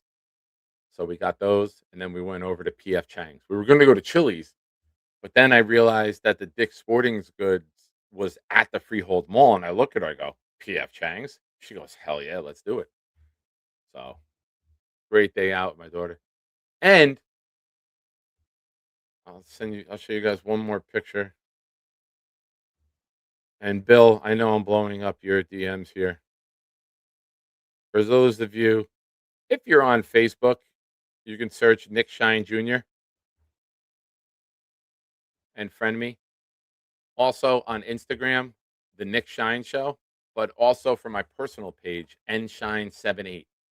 And you can see fun pictures like this with me and the kid's dog, Teddy. How do you not love that? He's a silver lab. He's my best friend in the world. He gets so goddamn excited when I come in the house and I'm rubbing his belly and behind his ear. This picture is called Pure Bliss. How do you not love that? Also, poor Teddy's getting his balls chopped off on Thursday. And when me and Sophia went to ShopRite, I'm walking throughout the ShopRite and I'm like, does anyone, I go up to somebody, I'm going to tell the story and be completely honest because that's what I am on this show. I walk up to the bakery and it's somebody who may be transitioning in life from what they were to what they think they want to be. And I go, excuse me. I'm like, can you help me? And they're like, sure. I go, our dog is getting their balls cut off on Thursday, and I want to get a cupcake or a cake to celebrate his last weekend with his balls. Can you help me? And he goes, I don't think you might have to go to the ice cream area. I go, okay, thank you. And I turn and I walk away. And of course, I say it overly loud. And I'm walking and I think to myself, oh man, if anyone knows what to do when balls are getting cut off, it may have been that person. I digress. We go over to the ice cream aisle and they have these little doggy, it was peanut butter and bark and banana little ice cream sandwiches. And I get to that aisle and there's a guy stocking cheese. And I go, excuse me, our dog's getting his balls cut off on Thursday. Can you point out where the dog friendly ice cream is? And he just turns and look at me. This whole guy starts busting out laughing. All the people in the aisle turn and look at me. My daughter's turning beet red. And then he grabs the ice cream guy and gets it for me. And I was like, oh, perfect. We get banana. It's perfect for when you're getting your balls chopped off. Speaking of getting your balls chopped off, what's up, You Max? guys hear me, Shiners? How are you, buddy? I'm good. So I've called on the show a while. So let me give you your I'm good thoughts on the too. free Thank agency you for moves. asking. I'm doing well. Thank you for asking. So let's get your thoughts on the my thoughts on the free agency moves. So I like the defensive moves. You know, the Minka Fitzpatrick deal was a very good deal, and we got a lot of good deals done. But really, the worst move was the Geno Smith move. Geno Smith should be pumping gas in Jersey somewhere because the guy can't cut it. He's boring. He's not even that good, honestly. He hit the last 2 years. He had 23 interceptions. The Raiders last year. Geno Smith, as I like to say, Nick, it was a shit show on the Raiders. He was terrible. He's not going to do good. And Mr. Aaron Glenn, trust me, bro, he's going to give him the starting job. Like, Aaron Glenn, I have a question for you. Are you out of your mind? I have a question for you. Who do you think has more energy, you or Teddy, the Silver Lab? I have more energy than Teddy. Oh, well, he's going to be medicated starting Thursday. But Max, you're near Freehold, right? I'm there Freehold. Yeah, I was at the Freehold Mall today. We went to P.F. Chang's and Dick's Sporting Goods. How was that with your son? It was my daughter, actually. With your daughter? How's it with your daughter? It was good. It was fun. What did you do to celebrate Palm Sunday? You know, a little Palm Sunday action, you know. I rubbed Teddy's belly and the side of his head. Oh, that's cool. Teddy's getting his balls chopped off Thursday. Can you say goodbye to Teddy's balls for me? Nah. But where's is Beast Breaker on the line? Because he lost to Weenie Bet and as Maniac Madness. No, Beast is off to Sleepyville. Yeah, Beast is off to. I'm not going to do anything because Beast lost to Weenie badly. Yeah, don't talk shit. Enjoy it. I mean, come on. We all know who's running the Deadly Lions region as Maniac Madness. We all know who's running it. Real quick. We all know who's running it. Well, I just got here perfect time for the chop the balls off story. LL. I wish I was there to see. Honestly, Mr. Bonesy, let's see who's running it. I mean, let's see. I mean, you could run as me. I mean, you ran as Maniac Madness, but we need a new champion, someone who has muscles and someone who has fight. You know what I mean? You might be the champion last year. Time out.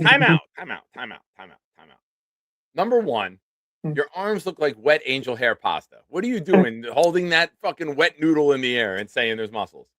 I mean, come on. Let me show you. You probably saw that Jake Asman segment with the muscle off. I mean, I want the muscle off over Beast. Beast has the worst haircut of all time. Half his muscles are fat. I mean, most of it is fat. Can I comment on Bonesy's? Let's be honest. I know more about muscles, and Beast has more fat than I do. Okay. Can I comment on Bonesy's comment, please? Yeah. He says, I wish I was there to see the transitioning man's face. I never said it was a man, Bonesy. It was a teenager. A young, confused teen. Real quick, Max, stay muted. Cisco with a super chat says, Nick, thank you for getting Mad Max, a.k.a. the best case. I mean, Big Fella says, are you going to beat AJF? I mean, yes, sir. Yes, the big fella. Because once I'm done, because I beat James B pretty bad. Australian Jets fan thing. So he just thinks like, oh, he's going to compete with me. Come on, he's not going to compete with me. Let's see. I have a question for you. You're in college. You've been around people that smoke weed, right? I could be Australian Jets fan pretty badly. Wait. I mean, I'll be promoting it to all the college kids. You know me, Nick Shine. I know you don't listen. Listen to the sound of my voice and respond to the question that I ask. You are in college, correct? Yes, So you have yes, sir. been at parties where people may partake in weed smoking, right? Yeah, I hear you. Okay. Do you enjoy talking to people who smoke weed? No, I don't. Oh, perfect. I got to use the bathroom. Here, talk to weed. Hey, what's up, buddy? What's up? How you doing today? So, how do you liking the free agency moves? Like, what would you grade the Jets' free agency moves from A to F? What would you grade the moves? Fucking A+. I haven't watched anything that's they've done. I'm apathetic right now. I just called Let's give it a C. I mean, the defensive moves were good. I think our defensive moves were good. The Asai deal was good, and then the Mika Fitzpatrick deal was what? Why would I bring it down to C? We signed Geno Smith. He was not a good option. He should be pumping gas in Jersey somewhere because the guy can't cut it. I don't mind He's him. boring. He's not even any good, Mr. Weed. He was terrible with the Raiders last year. He was terrible. Yeah, but You could blame the offensive line. You could blame the receivers. It was Geno stare down receivers. If you watch film with the guy, he stared down receivers. He was not even good last year. No, we had a terrible season last year, but his team sucked. I mean, let's see if Geno can go back to his form, but let's see. I mean, he was good because he had DK Metcalf as a receiver. He had elite receivers in Seattle. Any quarterback is good because they have a good receiver. I mean, we have Garrett Wilson, and then but who do you want to take the draft, Mr. Weed? Who do you want to take in the draft? We got to go one offensive player, one defensive player. Shoot me if we go defensive, both the picks. Shoot me. One of the worst draft decisions Muji's going to make if we go both defense. Shoot me if we go both defense with the first two picks. Shoot me. I don't watch college football, so I don't really know the people that are coming out too well. Sonny Styles looks, but there's really a debate. Sonny Styles is. I mean, we have a debate. Nick Sean, Sonny Styles, Ruben Bain, overall Reese. Reese is probably the best option. People freaked out over his combine workout. Like, come on, he was so dominant. Reese is dominant. Styles and then Bain would be my three. If it's those three? My preference is Reese, Styles, Downs, and Bain would be my top four. And then who would you want to get at 16? We got to go receiver or Sadiq. Sadiq's a good option if the receivers are off the board. Let me answer. No, he's terrible at interviews. My preferences, I don't know if they'll all be there. Sadiq, Vega, Lemon, Fieneman. Those four. If we can get one of those four at 16, I would be happy. I agree. Let's see who's on the board. Let's just wait. Don't. Deep breath. We can get through this nice and slow, baby. Are you going to be up in Woodbridge for the draft? Are you going to be by Freehold? Because probably not. Draft. All right. Talk to Michael Howell. Maybe you come up with him. I'm going to be having a draft party in Woodbridge, New Jersey. Michael lives in Woodbridge. Maybe we can get you up here for the draft party. Oh man. Yeah, probably won't happen, but let's see. Let's see what Mr. Nick Shine, All right. Come on, if you're up in the area, if you're not down at school, feel free. You can hang out with Mr. Weed, and maybe he can give you some things to help mellow you the fuck out. I'll smoke a joint with you. Mr. Nick Shine. You desperately need to call me Nick. Nick. My dad was Mr. Shine. You call me Nick. I'll be your Nick. All right, Max, take care, buddy. Jeez, he definitely needs to smoke a fucking joint.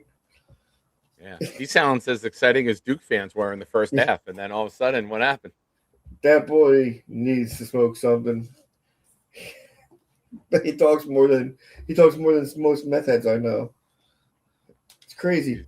He's pretty amped up. He's pretty that energy, man. I miss it. Yeah, he's one of one, man. He's interesting. He might not even be 101 nowadays with these kids. No, yeah, he seems pretty ordinary, but funny. How about that, Weed? Oh, look at the dog. Hell yeah. That's a good-looking dog right there.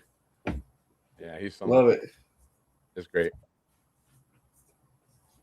Beautiful. I don't even get a chance to say hi to my kids when I walk in the door because Teddy will jump at me and we will literally be hugging and embracing one another for minutes before the kids know not even to get up and give me a hug because I got to play with Teddy before I even say hi to them. Yeah, sometimes that's just how it is. Robert, I went to Pittsburgh for the AFC Championship, and you could not pay me enough money to ever return to that city. I will say town. You didn't like the Berg? I would never go there again. Horrible experience. Do not recommend. 0 stars. What about Philly? I like Philly. Philly's not too bad. I hate Philly people. Like I went That's to the true. live casino last summer.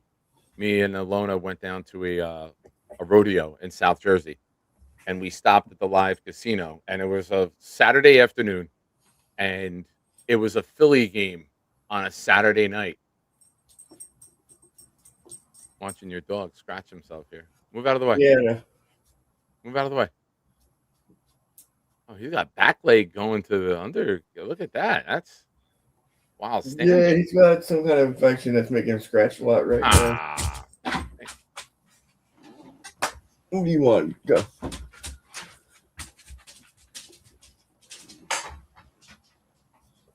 Yeah, I was down there with those people. It was not fun. It was all Philly Never, fans actually, everywhere. never been to Pittsburgh.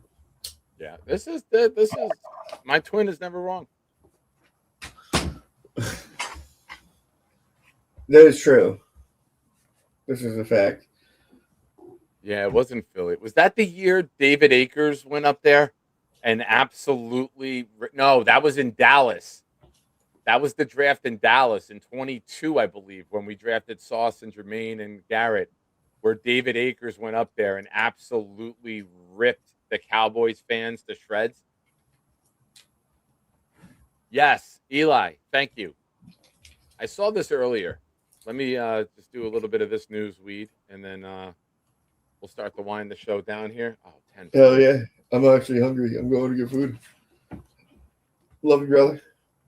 All right, buddy. Be good, man. I can't wait to see you in a few weeks. Here's an interesting tweet. Duke, 2 Final Four appearances in 11 years. 0 title game appearances, 0 titles. UNC, the last 11 years. 3 Final Four appearances, 3 title game appearances, 1 title. But for some reason, Duke thinks they're superior. Shut the fuck up. I'm happy that the Duke fans don't want to show their faces here tonight. It's a much more pleasant chat without them. I love them personally, but sour grapes are not needed in the chat tonight.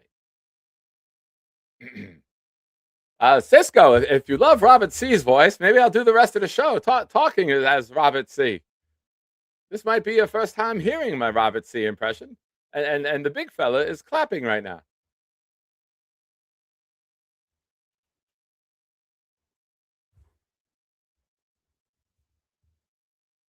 Where's Jay? I don't see Jay. Jay's not here. He doesn't have balls to show up. Duke lost. Oh, he's throwing punches. Yeah, Clancy. Welcome to the show, my friend. So for those of you that watched me on Snowball and Johnny Thursday night, Friday night, forgive me, on Jets Worldwide, Clancy went to the well time after time after time, making a joke. Clancy, you want to remind everyone in the chat what that joke was? Clancy made many jokes about North Carolina golfing. Well, Clancy, here you go, buddy. Just for you, John Shire being the caddy for Coach K, who's aggravated. I was going to add you and Jay to the photo as well, but I wouldn't want that. So there you go, Clancy. Your golf joke comes back to hit. A first round loss to VCU, similar to an Elite Eight. You don't get brownie points for when you lose in the tournament, Clancy. That's loser mentality. You win it or you don't. You know that.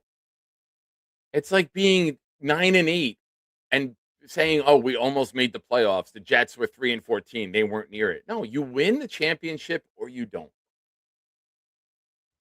This is elite programs. They're not bragging about getting to the Elite Eight. And if you are, that's sad. And I think Duke is above that. I really do. You should be above bragging that you outlasted Carolina, who lost their best player and fired their coach. Like, you were number one team in the country. You can't be bragging. This is a disappointing failure of a season. You could say that. It's the truth.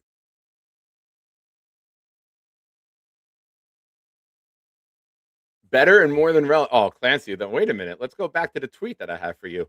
Duke, in the last 11 years, 2 Final Four appearances, 0 title game appearances, 0 titles, no wins in the Final Four. In the last 11 years, Carolinas has 3 Final Four appearances, 3 title game appearances, 1 title, and knocked Duke out. I don't know what you're talking about that they're better or more relevant. Nate, I will find a Michigan fan for you to argue with. Calm down, pal. Yes, this is the last 11 years. You want to go, Carolina has more titles in their history than Duke? Everything Carolina's better at. Everything.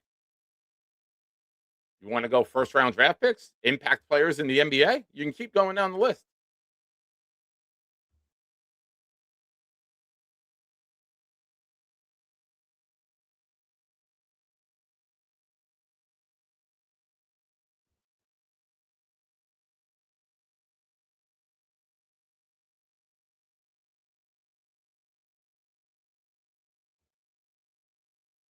I love you, Clancy.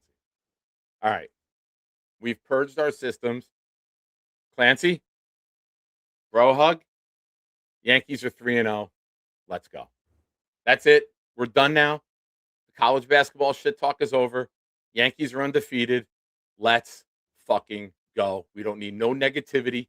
We don't have Rodon. We don't have Cole. Let's just keep stacking wins. Also, can we give a big fuck you to Major League Baseball that the first Sunday of baseball, the Yankees don't have a game? What the hell is that schedule? Sundays are given for baseball. Why do you set up your schedule for that the first Sunday of the baseball season, they're off? Makes no sense to me whatsoever.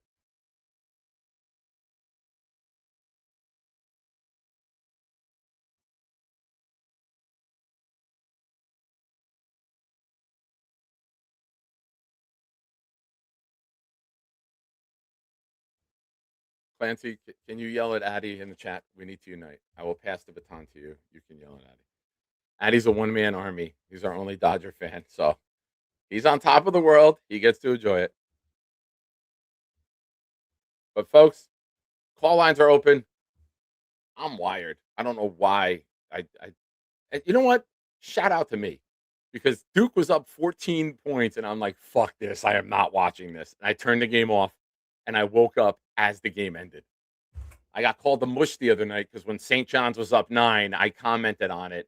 And Bill M., Clancy, and somebody else, maybe Eli, called me a mush on Jets Worldwide. So today I was a mush for a good reason.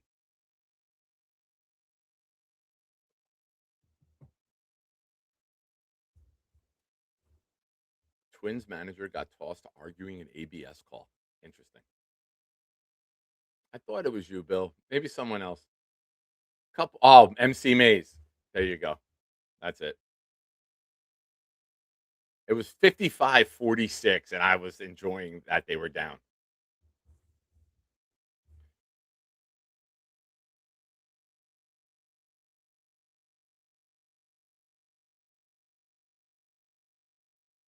For those of you wondering why I went quiet, no, I didn't freeze. Addison brought that up.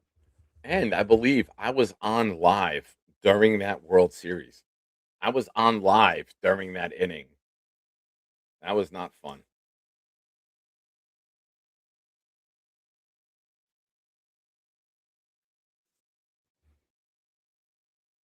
But folks, it's that time. Drop your what did we learns. We had a fun one tonight. I hope you guys enjoyed the program. Thank you again to everybody for participating in the chat, calling in, super chats, gifted memberships. You guys are awesome. Don't forget, next Sunday night, our second winner's choice raffle, Shine Time in prime time. All raffle entries tonight are doubled. Last chance to get in. I am working overtime 3 days this week, Monday, Tuesday, and Friday. So look for shows Wednesday or Thursday. And then the following week is spring break. I'll get out of work every day at 5. So the following week we'll have some more shows.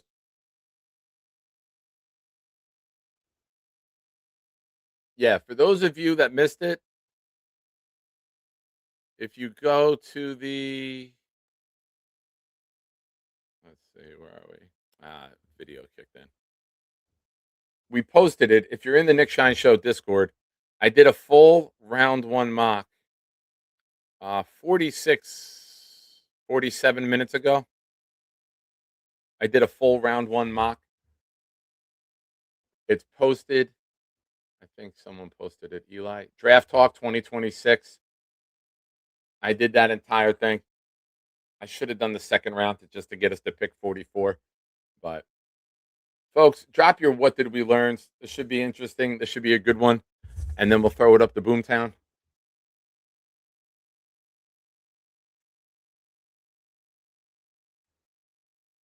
Yep, I remember. I remember, Addy. That was a memorable night. I'm happy for you, my friend.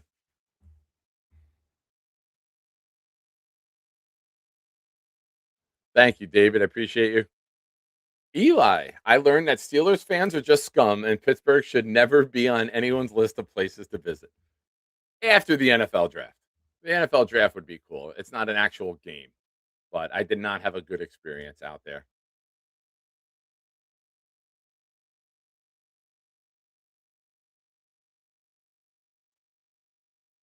Yeah, I got my mark in my hand. Yeah, my homeboy. Also, shout out to Mikey Midnight for wearing the same shirt from yesterday that we begged him to change and wash.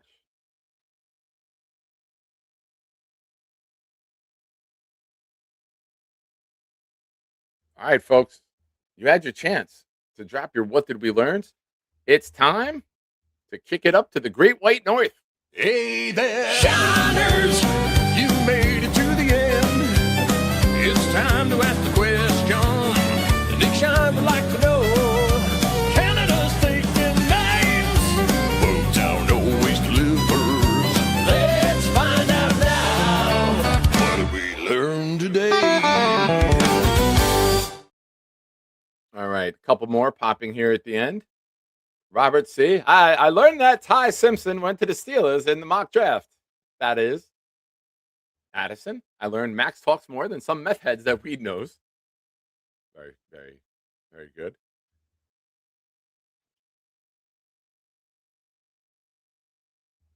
All right, folks. If that's it, it's time. Boomtown, if you would please, good sir, drop it like it's hot. What we got? We got 5. 12. Let's drop a couple memberships. Eli, you were the first to give 5, so I will drop one there as well for your 5. Thank you. Also, we'll drop another one.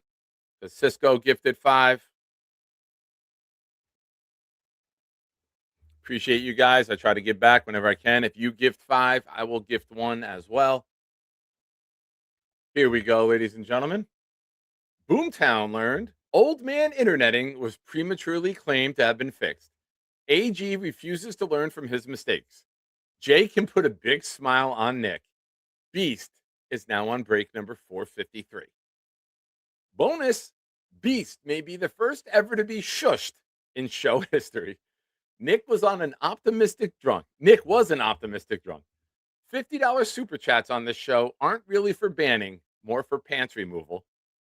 Shout out to Jets Johnny last week. $50 super chat got me to take my pants off. Double bonus. Lou B ain't scared of no fan base. Lou B has a very loose definition of a flowered shirt. Nick was oddly mesmerized by Weed's dog scratching himself tonight. Careful when making golf jokes. Nice. Very well done. Thank you, Boomtown, as always. My two gifts went to Taylor D'Onofrio and Emmanuel Holcomb. Nope, Eli, it was Jets Johnny. Jets Johnny did it. Shout out to Jets Johnny. Shout out to all of you. I will try to get on maybe tomorrow night. Tuesdays are rough for me for other commitments that I have, but maybe a show tomorrow night. We'll see what's going on. As always, thank you, everyone. Glad you enjoyed the program tonight. For those of you that celebrate, happy Palm Sunday, happy Holy Week. God bless. And a couple days will be in April. It'll be draft month. We'll start to get some answers on what the 2026 draft class will look like. It'll be a lot of fun. It'll be a lot of excitement. I am talking slow to scroll up. Eli, I learned Max apparently has muscles. I'm looking for Maze. I don't see Maze's comment. I'm looking for Maze's comment. Maybe I went too far back. Was there a word maybe that didn't hit StreamYard? Let me look at YouTube. Give me a second.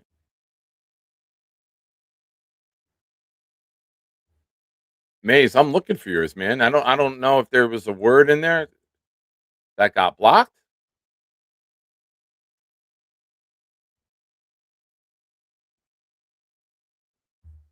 Let me go to all comments.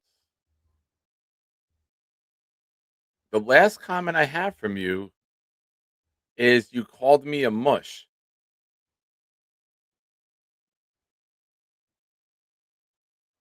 Was it before that? Can you just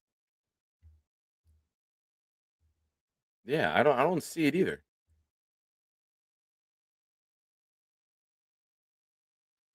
I have you called me a mush. And that's as far back as I can scroll. Maze, send it to me on Discord and I'll read it right now. Maybe there's a word that's blocking it. Yeah, Addie. Look at that. As I say it, Addie sends it too.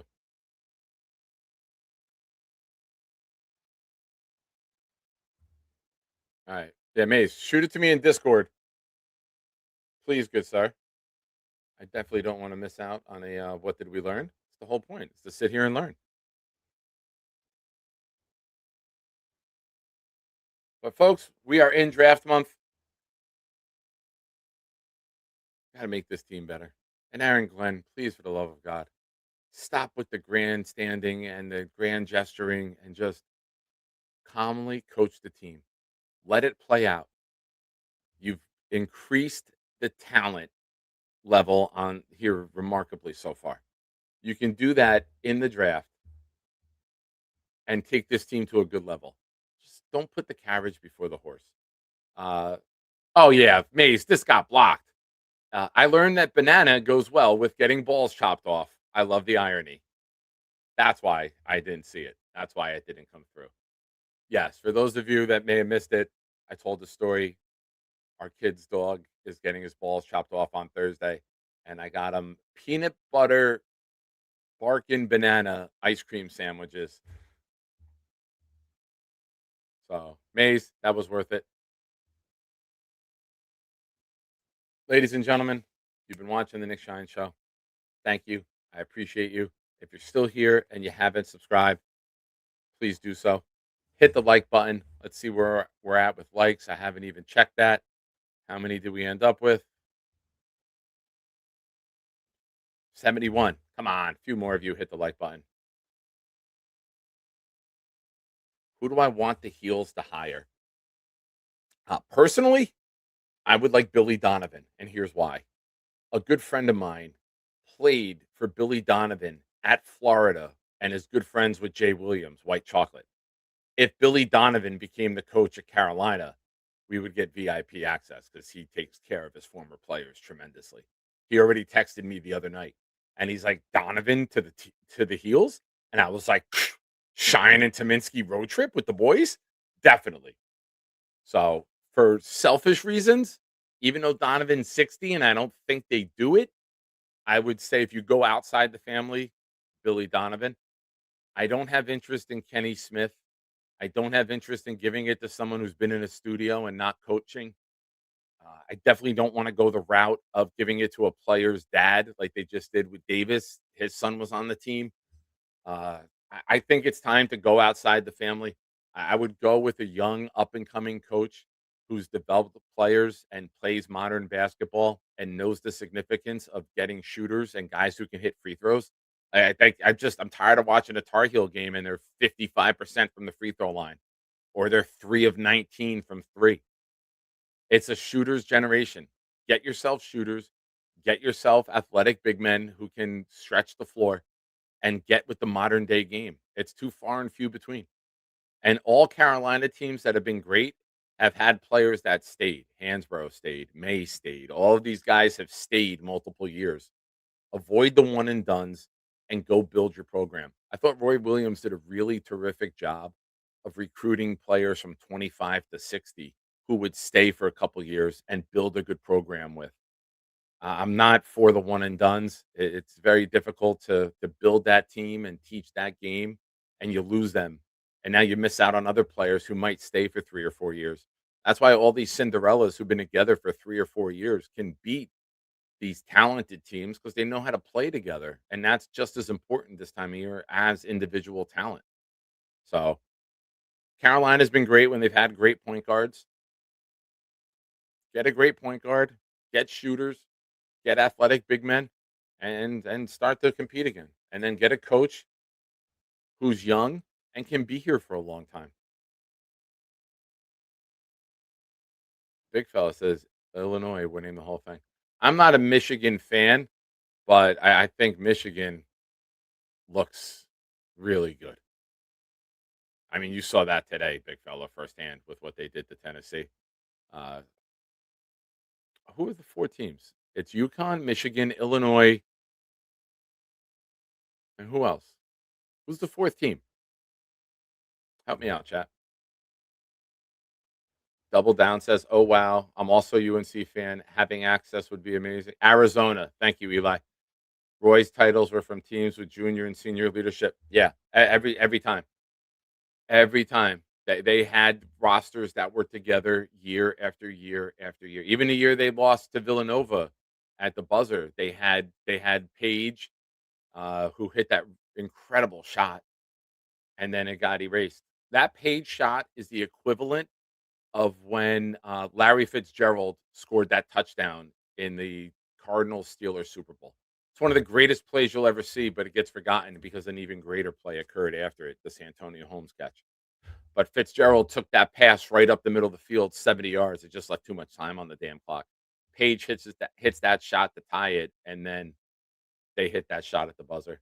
I know. Boomtown's going to get mad at me. He's going to yell at me because we did What Did We Learn, and I kept talking. But I appreciate all of you for being here. Have a great one. We'll talk soon. Go Jets. And, of course, let's celebrate soon, even if it's just draft picks. Do it for longer than that.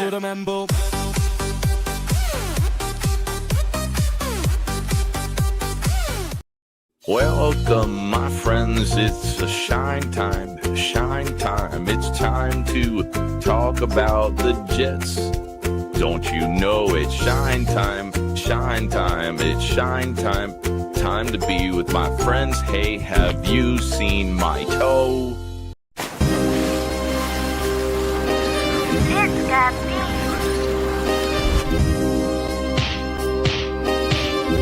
Gentry covered in football. Any day, any night, we all shine, bro. First class shine time, the Nick Shine Show. Anytime on YouTube if you don't know. The Nick Shine Show, the Nick Shine Show. Dim the lights, but it's still bright as Nick time. Day or night, this is his prime, it's Nick Shine.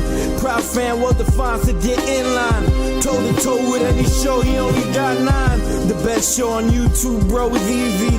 We talk Jets all day, please believe me. Subscribe, you just gotta click a family. We not a click in 3D. You can see a beautiful DP. We see through the fake teams and the tea leaves. So we pray for a coach and a QB and hope that we close to the top in the new league. A toast to the host with the most, Nicky. Who, me? Any day, any night, we all shine, bro. First class shine time, the Nick Shine Show. Anytime on YouTube if you don't know. The Nick Shine Show, the Nick Shine Show. Fantastic. I see you, Eli. Thank you, Eli. I appreciate you. You're the man. 4 more entries for you on the wheel. Again, next Sunday night, we'll be doing the winner's choice. Phase 2, episode 2, raffle 2. This way it gives whoever wins their chance to pick the player and the item that they want. Like I always say, I like having options in life, and I feel that I wanted to give that out to you guys. You know, someone might have a Wayne Corbett and not be interested. Someone might have a Chat Pennington.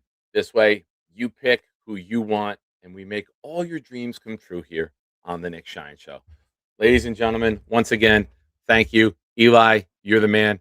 Thank you to everyone who contributed tonight. The big fella, Eli, Cisco, Jake, Black Gypsy, Paige from Harlem, Cisco, and Eli. You guys are the best. We'll talk soon.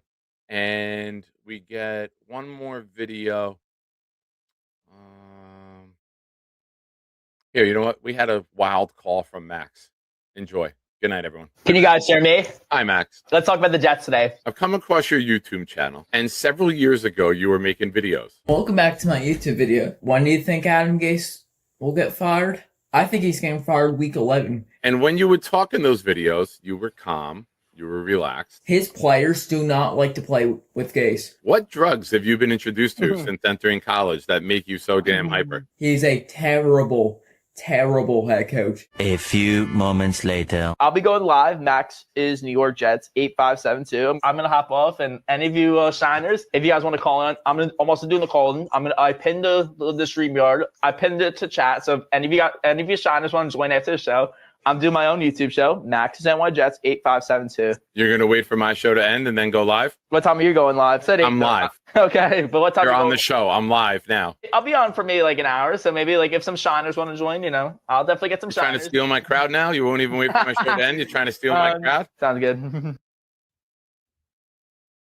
A few moments later. Gator, remember the channel. Does Mendoza suck in his bowl game? Jump over to @GatorJets now for a live show, and we'll discuss. Well done, Gator. A few moments later. I don't even know how to introduce this guy. He's just trying to be a thief in the night and try to steal the chat. He's here to double down. Oh, man. Can you guys hear me now? Honestly, I decided to redo it because, so I'm redoing my live stream. I'm going to do it now at 9:45. So I'm going to get some more people in the chat. Next is New York Jets 8572. At 9:45, I'm going to be going live again. Any shiner who wants to go on the show, I'm going to pin the call-in link for the StreamYard link, and I'm going to be going live. I'm going to talk about how the Jets played today against the Patriots, honestly. 9:45. Next is NY Jets 8572.